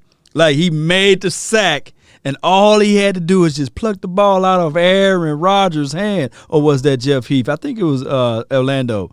All he had to do was just knock the ball, but it is amazing that Orlando Scandrick just couldn't get that ball out of his hand. So that's just how it goes, Cowboy Nation. From the 701, you're live.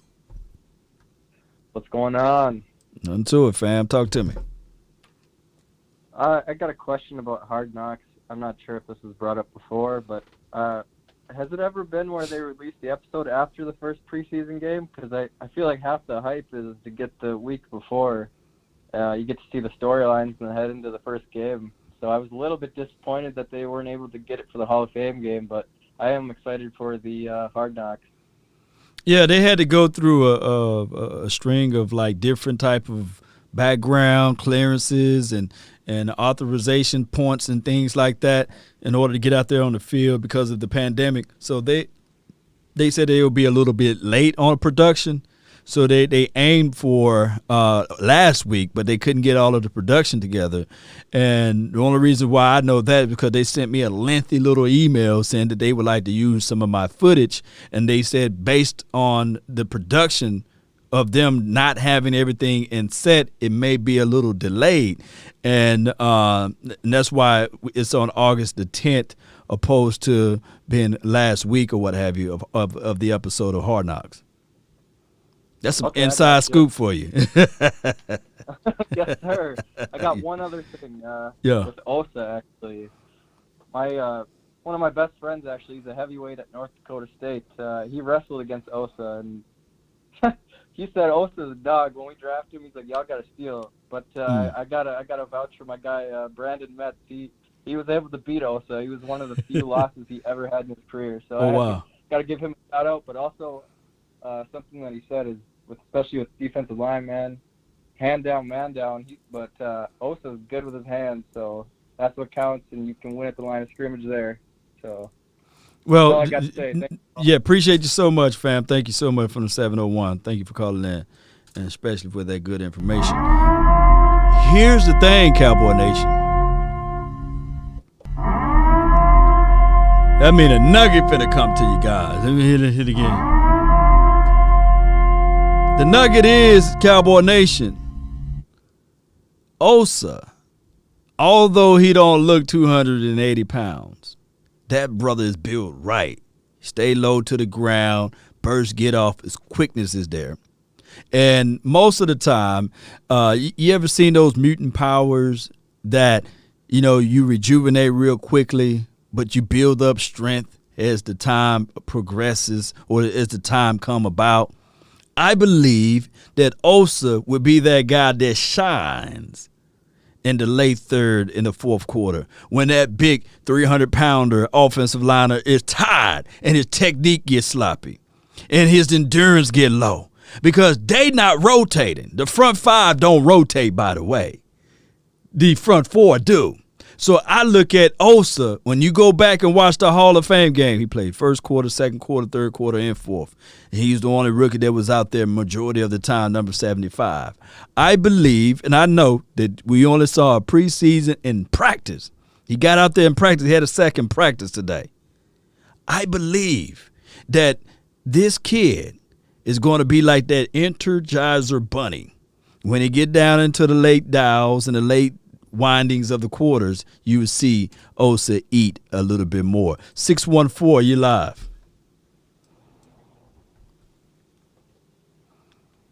You're live, 614.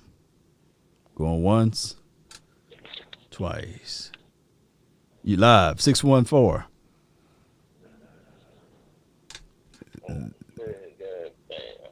Three times a lady.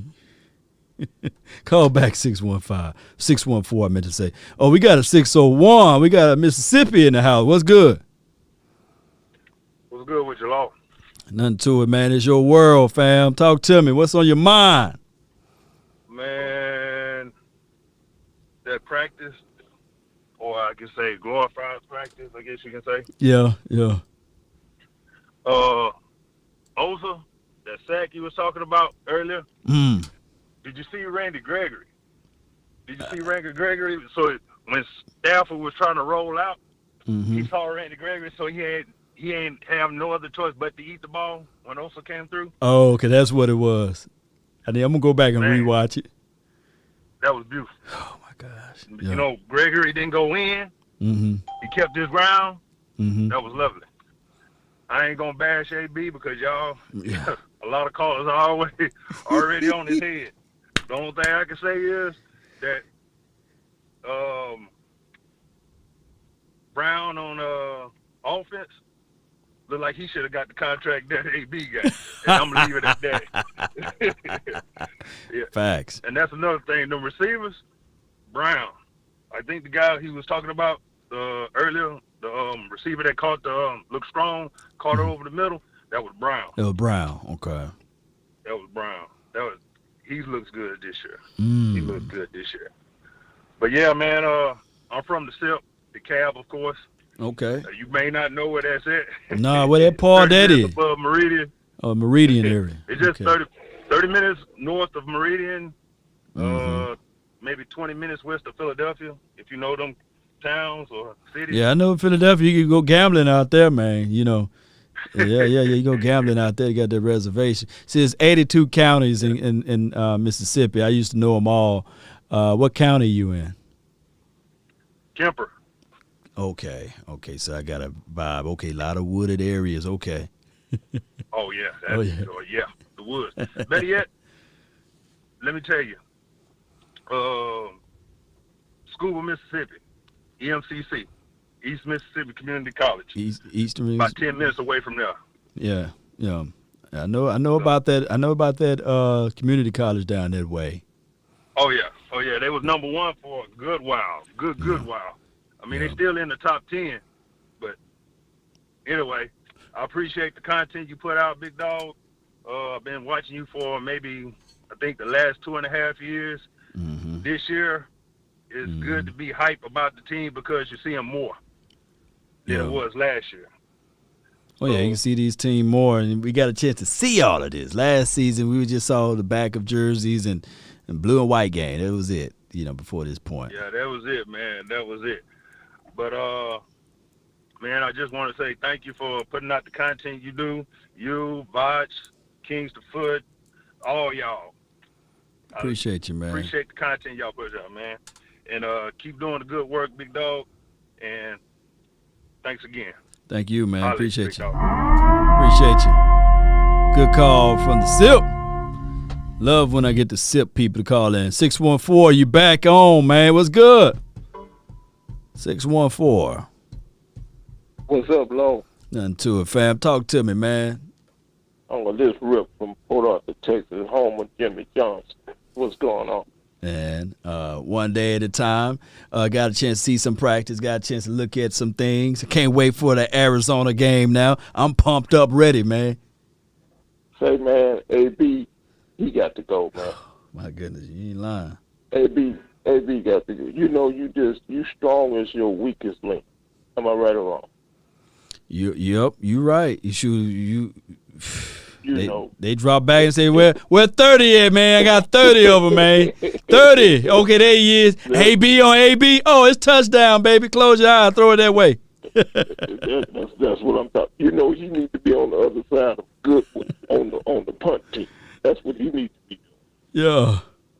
Instead of on the other side of Diggs, you need to be on the other side of Goodwin on the punt return punt team. But watch, AB gonna make this team. And he gonna catch the interception week 1. He's gonna. It's just how it goes, man. That's how it goes. But let me tell you something. Y'all need to stop comparing CD to Dez Bryant. The best receiver Dallas had was the playmaker.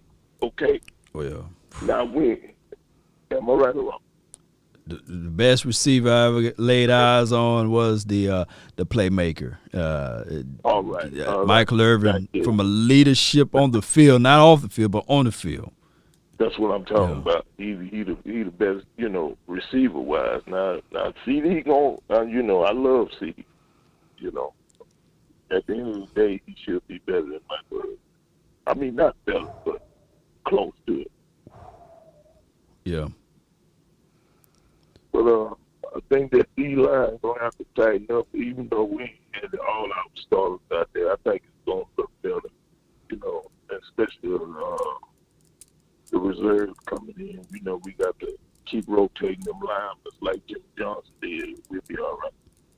No doubt, man. But I appreciate you for calling in, fam. Thank you so much for your love and adulations for the station. Let's go. All right, bro. Thank you. Are you not entertained? Are you not entertained? Man, that's a good call from the 614. Now, the receiver that changed the game for everyone that's wearing silver and blue, the first Tyreek Hill and all of that stuff, Bully Bob, let's not leave him out. But I feel what Caller was saying. Like Michael Irvin, you pay me in the corner when you say Michael Irv, that's just who we grew up watching, Irv, especially was doing his magic. If anybody want to have a rebuttal to that, just let me know. Of course, Drew Pearson, he made it into the Hall, but I'm talking about, fundamentals, like you're going to change up the game. Like, let's figure out a way to stop this guy. The bullet, yeah, Choctaw. Now, of course, I wasn't, watching football when he was doing his thing, but you guys get what I'm saying. 409, what's on your mind? You're live. Hey, what's up, man? Hey, it's your world. What's good? Oh, okay, man. I didn't know I'm the 409 cat. Yeah, you the 409. And first thing I wanted to say to you, Lloyd, is an honor and a pleasure to talk to you, man. I've been listening to your podcast, man. You are on point. Appreciate I thank you for your diligence and your hard work. Thank you. First thing I want to do is put a shout out to the Hall of Famer Drew Pearson and say happy birthday to Jessica. And girl, let me tell you, I will take it in the spirit it was given. Okay, I'm a Christian man, and if you know me, you know my God. Now, about the practice, man, the best thing is that they put in the work, and there was no injuries. Okay, it's early to talk about what's going to be what when it comes down to the final 53. But do you remember the Dirty Dozen? Oh yeah. Back in the day. Oh yeah. Yeah. So I'm thinking we're gonna have some rookies to make the team and make a splash this year. And the dude punched Pollard because he just gashed him, man, and then he gashed him again, you know. So dude was he was 30 yards downfield, you know. And the caller earlier about Gregory did his job, and yes, that did cause the sack because we have so many times where you have an end that cheat inside, and that quarterback will get outside of him. He just, he did his job and caused the sack. So he gets credit for the sack as much as Osa. And my boy CD Gallup, they showed out, man. They showed out. They showed out. But dude, you are fire, okay? And I appreciate everything you do. Keep up the good work, man. Appreciate you Much so love much, to you. man. Thank you for calling in. All right. That's a good call from the 409. Man, that was a good call from him. He spit nothing but the truth. I should have brought my umbrella out so I can hold it out, and I won't be receiving all of this good stuff that he was spitting at me. All right, so we got the 209. You're live. Going once. Twice. 209, call back. But speaking of 9, let's bring in 9 Dime for your mind. You live. 9 Dime. What you got? 9 Dime. What you got, 9 Dime? What's up, good? All Nation. What's up, baby? You got the California tag, brother. Yeah, I was out there in the glistening sun, man, and we me, Vach, and we ate at Blood Souls downtown L.A. Yeah.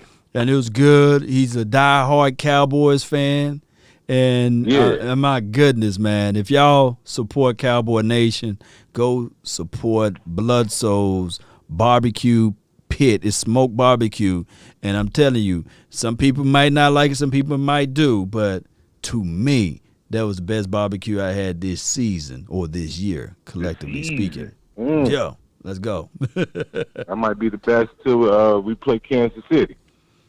Yeah, we play Kansas. Yeah, Is it a home game or away game? Nah, we in Kansas City, so we don't eat barbecue. We don't eat good in Kansas City when we take that dub. Oh yeah.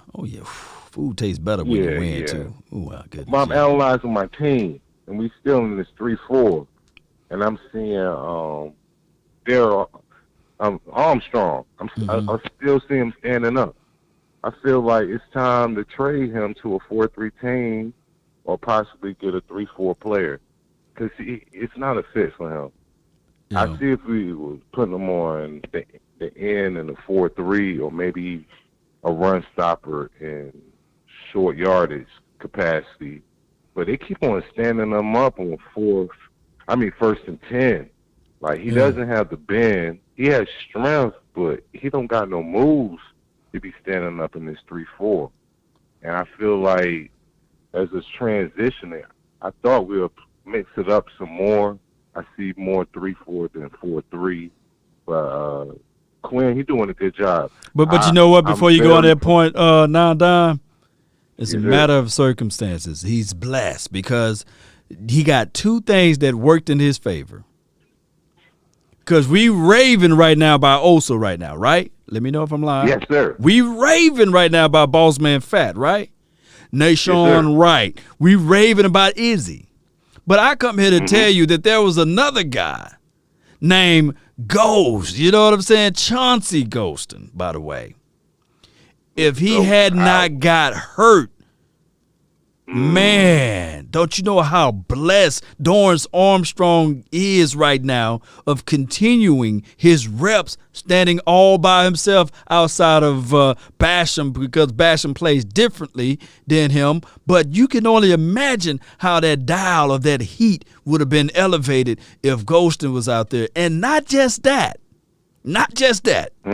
Bradley and I got injured. Yeah. So that just like Dorrance Armstrong.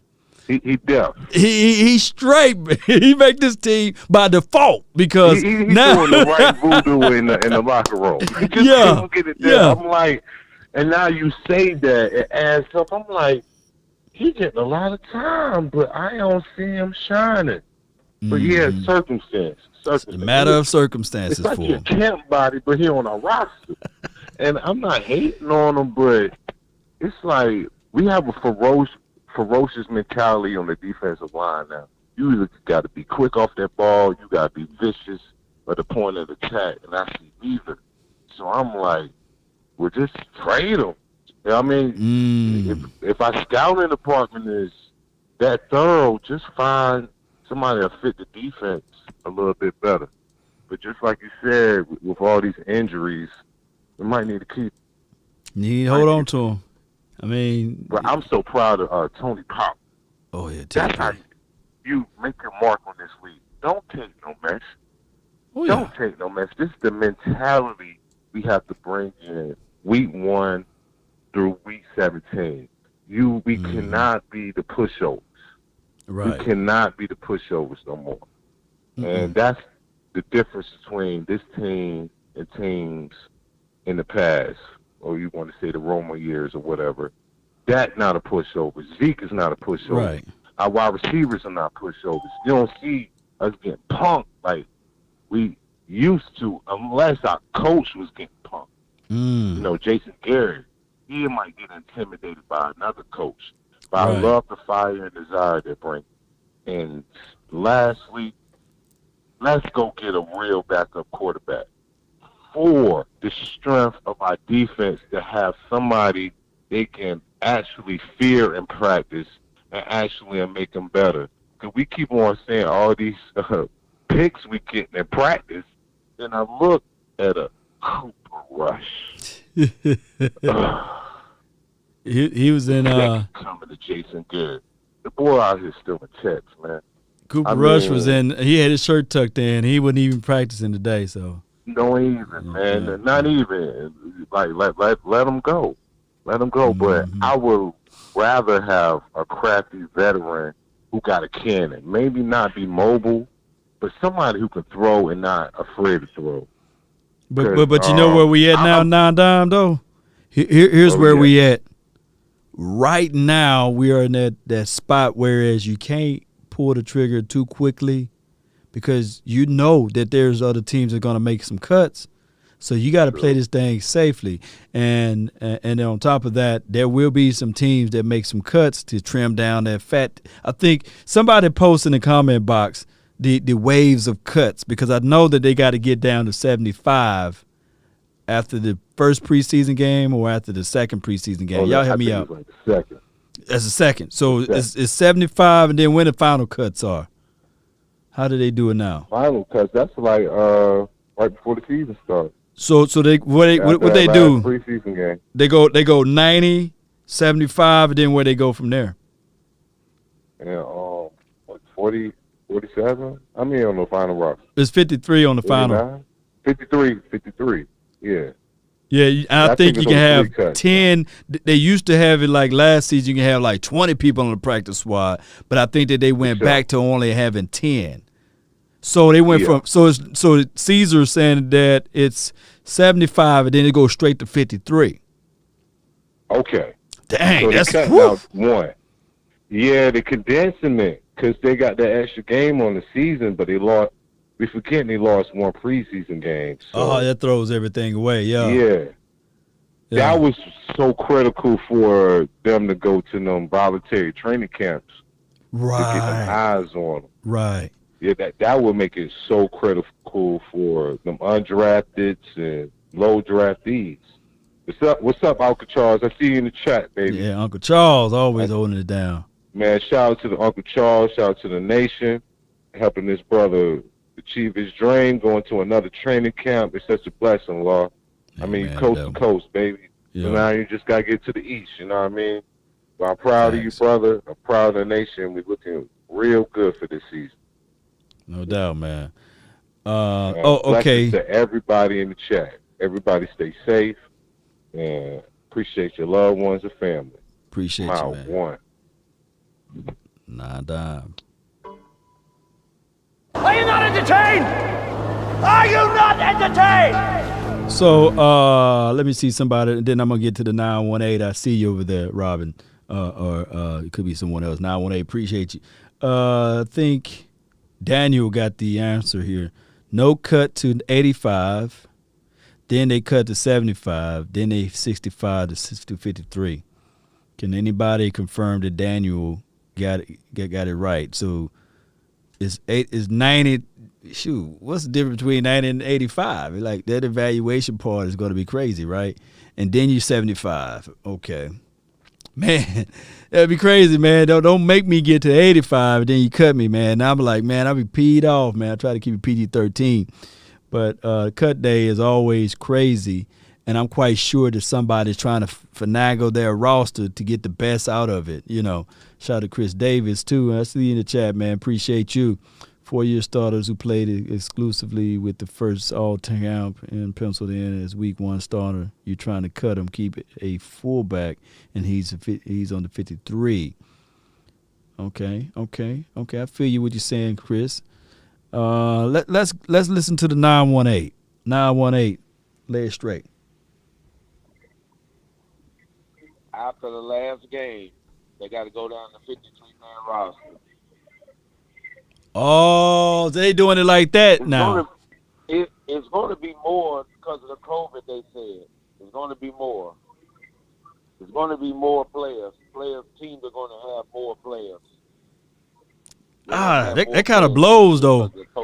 That blows though because now you got to wait. You got to wait all the way to the last game to the 53, and then they got to pass COVID protocols, huh? In order for them to get picked up on your team, if you're gonna pick them up from the fact that they got cut. Exactly. They got to pass all the protocols. Exactly. Sure do.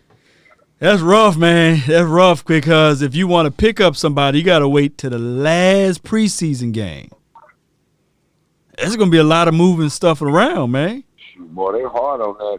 Boy, they hard on that COVID this year. Dallas Dog said they done moved it back to 55-man roster now. Did they? I thought that was last season. I thought they just did that for only one season.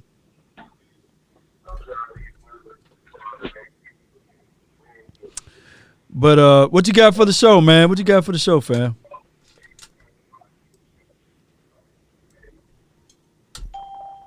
What you got for the show? Are you there? Hello? Hey, Law, you talking to me? Yeah. What you got for the show? Yeah. Hey, man, what's up, man? Nothing to it. I wanted to just say, man,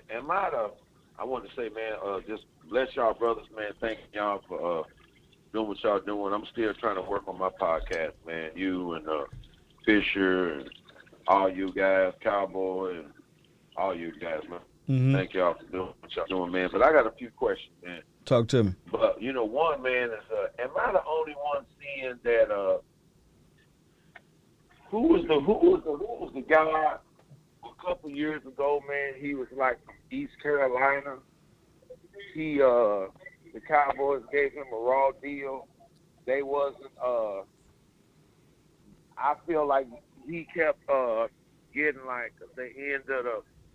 He wasn't getting a fair shake as far as like a quarterback and like coming in the preseason game. Okay, number one, I gotta say this. Now I know you're a pretty understanding guy. You know the game. You probably played a little bit. I did too. But I'm just saying, if a team says that every quarterback, you're going to try every quarterback. You're going to give every quarterback a chance. My thing is this: why in God's name am I seeing Ben DiNucci? Every time Ben DiNucci is the better athlete of them two. Why is he always practicing with the third stringer where the man is running for his life? Am I the only one seeing this? Well, They did this other guy from East Carolina like that. East Carolina. I don't know who this guy is now, but it was a couple years ago. He was East Carolina, something like that. He was a young black guy. They did him the same way, man. Was it Jamil Showers? I can't think of that dude's name. Well, he from That's A&M. Showers. A&M, didn't he, Jamil? That might have been Showers.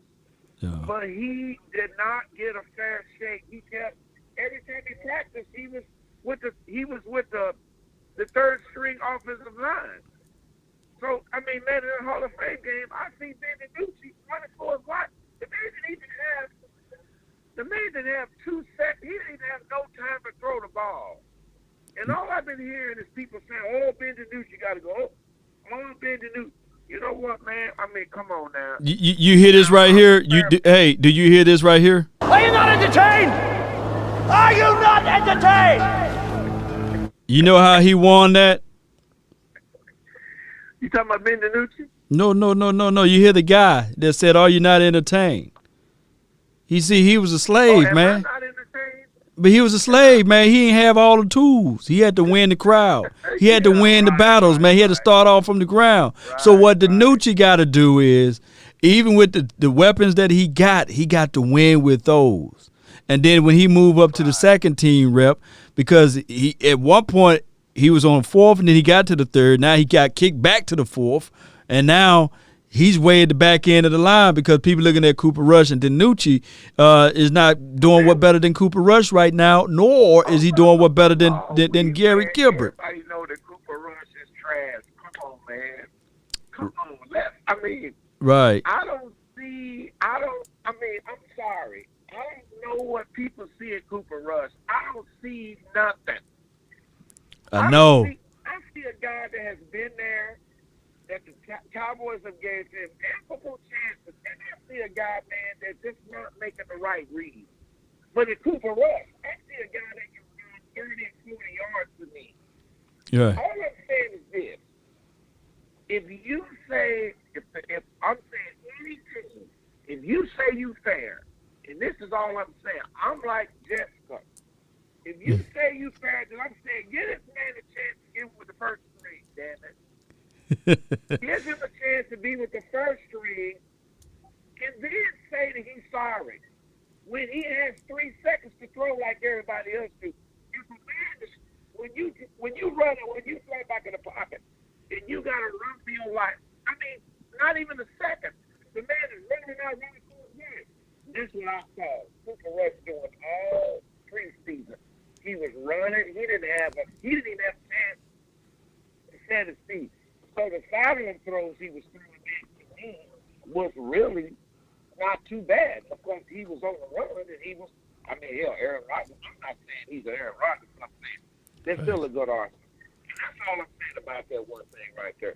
I feel you though, but there are plenty 7-on-7s that there's no rush, and they want DiNucci to go through his reads. And what it could be is just that we're watching, and by social media and having all of the cameras on him, we're watching the young quarterback that's in his second year developing. You know, there was another quarterback, and I'm not putting him in this room, but there was another quarterback that wore number 9. We don't know what he looked like in his second year, but the people will fight for you. And Darren Woodson, he said, "Hey, that number 9, man, he eating us up over there, man." And we're not hearing this from his contemporaries.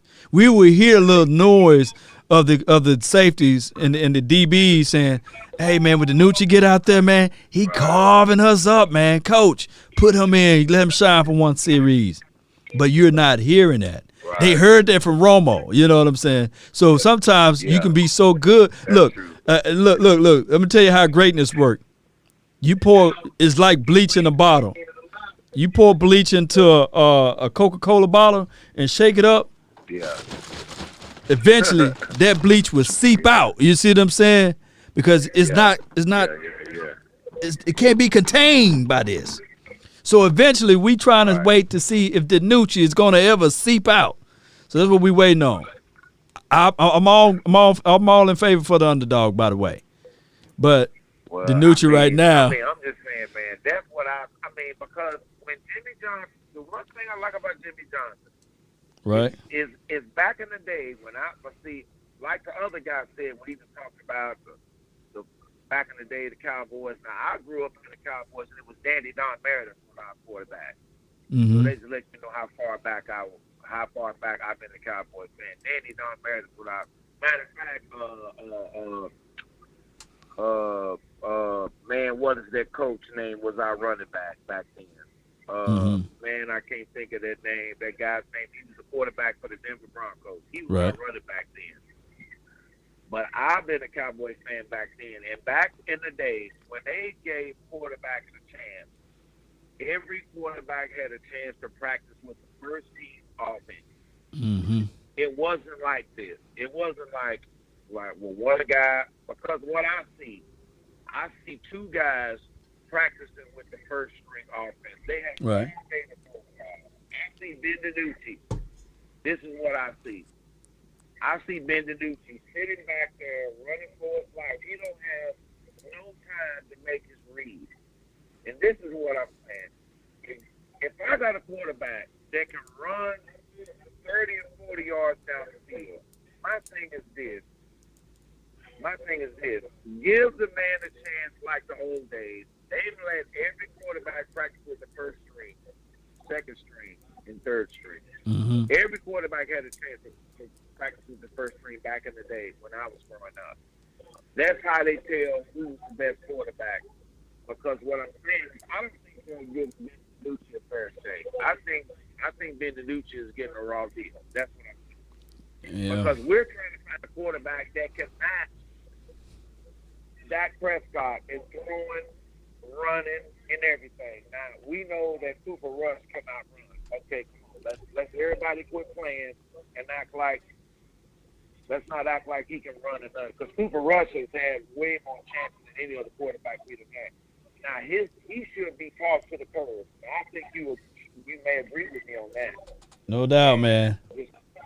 The other guy, I feel like he has enough experience in the NFL that he shouldn't be as bad as he is. Now, no doubt. I'm just saying, the NFL is about rushing quarterbacks that can scramble. If you got a quarterback that can run 30 or 40 yards, he can get you 10, 15 yards real easy. I would not let him guy practice with the first string. That's what I'm saying. That's my first question. Man, it's a good conversation, man. It's a good conversation to have, but we got some more seasons. We got some more seasons to go for him, and he's on a 4-year contract, and then on top of that, we got some more games left. So we'll see what Cooper, not Cooper Rush, but what DiNucci gonna do.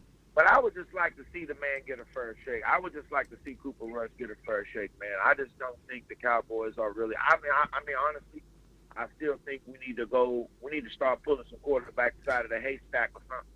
They better start doing something, because if that goes down, man, I don't think we may not have much of a chance.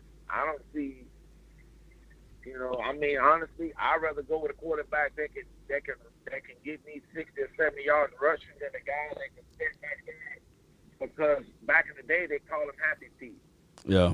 That's all I saw from Gilbert and Cooper Rush. I seen guys that had more that they with the first string offensive line that both of them couldn't keep their feet still.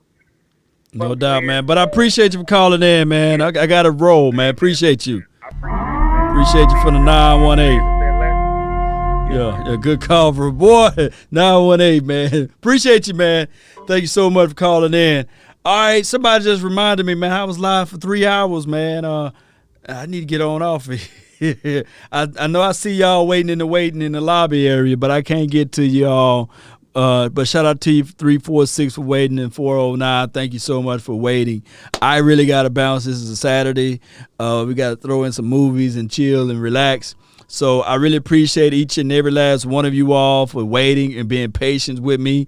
I got a lot of more stuff to do tonight. So when this is all said and done, look for like some cut-ups of the observation look from practice today. And I can't wait to cut up the Michael Gallup, of course, the CeeDee Lamb plays, as well as Ezekiel Elijah Elliott. So appreciate everybody, man, for tuning in. And let me just end this call meeting right there. It was a good one, man. 3 hours, man. I didn't know I was that long. I could sit here and talk forever with you guys, but I got some other duties to do right now. But Cowboy Nation, y'all know I got to do my 2 songs and my closing statement here. But Cowboy Nation, be sure, if you like what you heard today, up to this point, hit that like button, share this content, let a friend, neighbor, foe know where to go when they want to tune in to Cowboy Sports Talk and Beyond. Turn me up. If Ben DiNucci really wanted it, as bad as we all say he wanted, right? Just like the caller said, come on, give him some chances and opportunity. But this is a prime example of life. Life don't give you a silver spoon. Sometimes you got to deal with the things you got. You got to play the cards that was dealt for you. You got to go get it out of the mud. So DiNucci, if you feel like you're the best quarterback in the NFL, then dog it, come hell and high waters. You need to be out there practicing. You need to be the last person on the field, and we just don't see that out there in Oxnard. You need to be the first one out there on the field. We don't see that in Oxnard.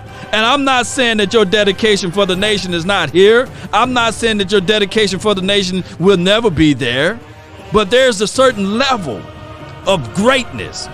Just like I said, when you pour bleach into this bottle and shake it a little bit, it's going to start coming through, because this bottle is not designed to hold bleach. So if you're great, and if you're on the 4th string, if you're on the 3rd string, if you're on the 2nd string, somebody is going to witness those greatness pouring out of you, coming out of you, seeping out of you. And they say, hey, man, that DiNucci, you better watch out for DiNucci. Man, that DiNucci got a good spin on the ball. That pepper is nice. Oh, they ain't talking about sprinkling some of mama's cooking. I'm talking about that good stuff.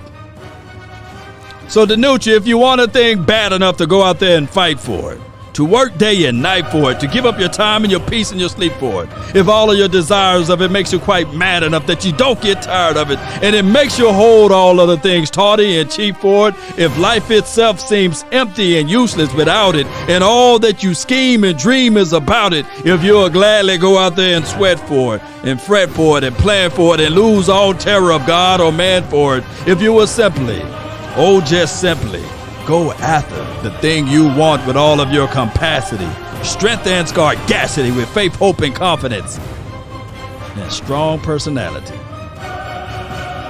Then dogged and grim and proceed and beset it. Guess what, DiNucci? If you want it, you will get it, huh? DiNucci, let's go. Let's continue to grind and shine, baby.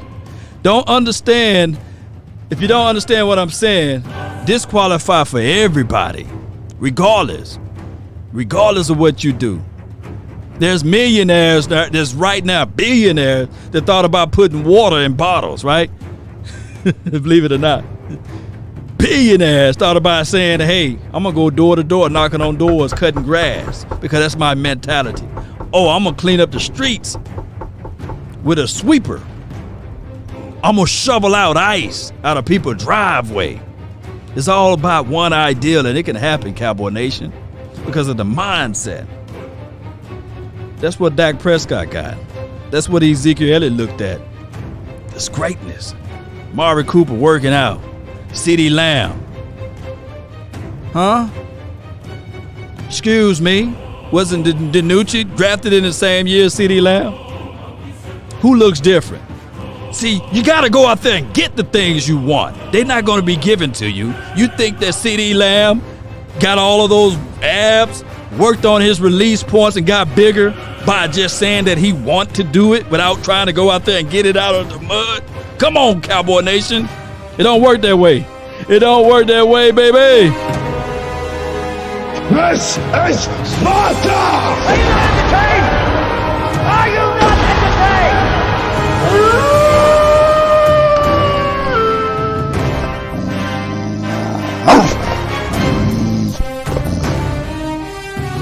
Let's go. Shout out time. Come on. Let's go. Appreciate everybody for jumping in and tuning in. Don't forget to put down where you guys are from. I love to know and hear and see that. Let's go. Nowadays, nothing really excites me. Only one of me and nobody's like me. Phone ringing and I tell them it's ice. I got wifey on blingy, she free. Photo, please. No photos. G's. No. Please. No photos. Hit the door and the dome and just whole team here might need some. Still young, but I move like a new deal to my lawyer. If it down in my management, I'm just warming up a way till I old producers saw the numbers one. Different colors in my baggy light. Chalk it up, talk of the town where you're talking up. Wanna get you a ring and you tough enough. Wanna get you new things with your pockets dull. Run it up. I used to be quiet and out of luck. Now I move up and move humble cause the hate and the jealousy. My mama telling me can I be blessed to run it up. Nowadays nothing really excites me. Only one of me and nobody's like me. Phone ringing and I tell them it's ice. I got wifey on blingy, she free. Shout out to you, Texas, Taco. Please, no photos. Obi-Wan, let's go. No. Please, no photos. I be giving game away. I put game on layaway. I got paid to play today. Todd, I see you, fam. Let's go. I get paid on rainy days. On rainy days, baby. I got paid off pain today. Thought it'd take the pain away. In my own lane, finger roll. I would never sell my only soul. Heard your whole team was for sale. Heard this on the market for the low. Who the realest, we might never know. All this acting, you gon' play a role. Give you the world when they sign you up. Try you out and then they line you up. Shout out to Oak Cliff. Now you're looking hungry, ribs are touching, need some food. Now you're all on live acting surprised, but you was fooled. Boy, get out the way, it's been a day, now you're old news. Now you got the pen and pad, you try. I ran up a check, I might do it again. Enemies close, had me thinking they're friends. 10 toes down, I'll be free until the end. If you have not liked this channel so far, took so many years, I'm just waiting for the wins. I'm in debt to no one but the one who took my sins. I do it for real, there's no reason to pretend. If I do it once, if you have not subscribed to this point, add it up, bankroll, euro, peso, add it up, I'm just doing me, everything is on me, oh you matter what, add it up, if you have not shared this content, you must be out your goddamn mind. I'm just doing me, everything is on me, oh you matter what. If you have not joined the membership squad, everything is on me, gon' back it up. Told you I'ma do shout out to the membership squad, baby. It's not adding up. I do roll like a Mack truck. Country heart, I'm a cop a farm and go act up. Let's go, Cowboy Nation. Hearted, now I'm backed up. Keep it real, I do this once a month. I don't rap much. I just take the money and go stack shout out to all of the Dallas Cowboys supporters. Mike Meticulous Detail, appreciate you. Romario, appreciate you. Coach Newman. Let's go. I think I fell in love with the bankroll. Pray up, get money, then we lay low. Jalen Ramsey. We need some milk. Peso, add it up. I'm just doing me, everything is on me. Oh, you matter what? Add it up. Shout out to Connor Williams, man. Let me see some Connor Williams. Let me see 52 in the chat box, man. Everything is on me. Oh, you matter what? This he fought today. Yo. See 52 in the chat box, baby. Told you I'ma do me. Why you hating on me? It's not adding up. Told her if it's all me, everything is on me. Gon' back it up. For all the haters. Told you I'ma do me. Why you hating on me? It's not adding up. All right, Cowboy Nation, I had enough time with y'all. Let's go. Yo. We out. Peace. Much love. One love. Shout out to the HBOs and the LBs and the SGs. Please, let's go. Go. I think that's the right background for everyone. Oh, it's the wrong background. Oh. Shout out to Dak Prescott. Shoulder right there. Bam. Oh, I'm putting stars up. I'm messing up tonight. Oh. Where we at? Where we at? Is it this one? Oh, wrong one. I need to cut that one out. Where we at? Here we go. Oh, wrong one. I need to clean this one up. Let me delete this one. But that is a dope illustration that I made for the nation. Let's just keep that one here. Don't let the street lights hit you, baby. You know it's dangerous to go alone. Here we go. I got it now. Don't let the street lights hit you. Can I be your player too? Play it. I'll follow whatever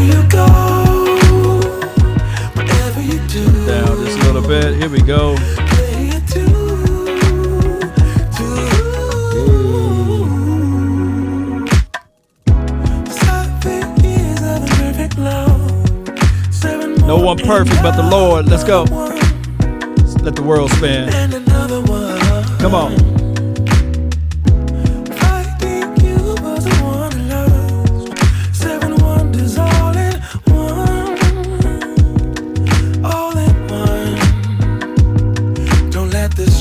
Shout out to you, Sadiq. Don't let the street lights hit y'all. You know it's dangerous to go alone. Don't let the street lights hit you. Can I be your player too? No doubt. AB, he gonna catch him an interception. Week 1. Chris Davis. Let's go. Lions gotta eat. Yeah. Hit that like on your way out. Shout out to Rue. Then forever doesn't feel that far. Not that far. So far, so far. If a paper crane can fly, then forever doesn't feel that far. So far, so far.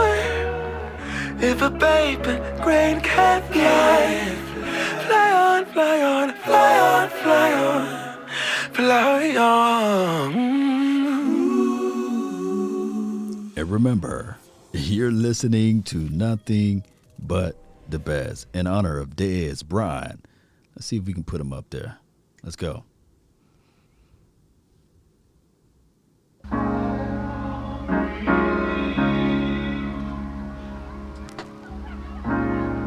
You have to be your biggest fan.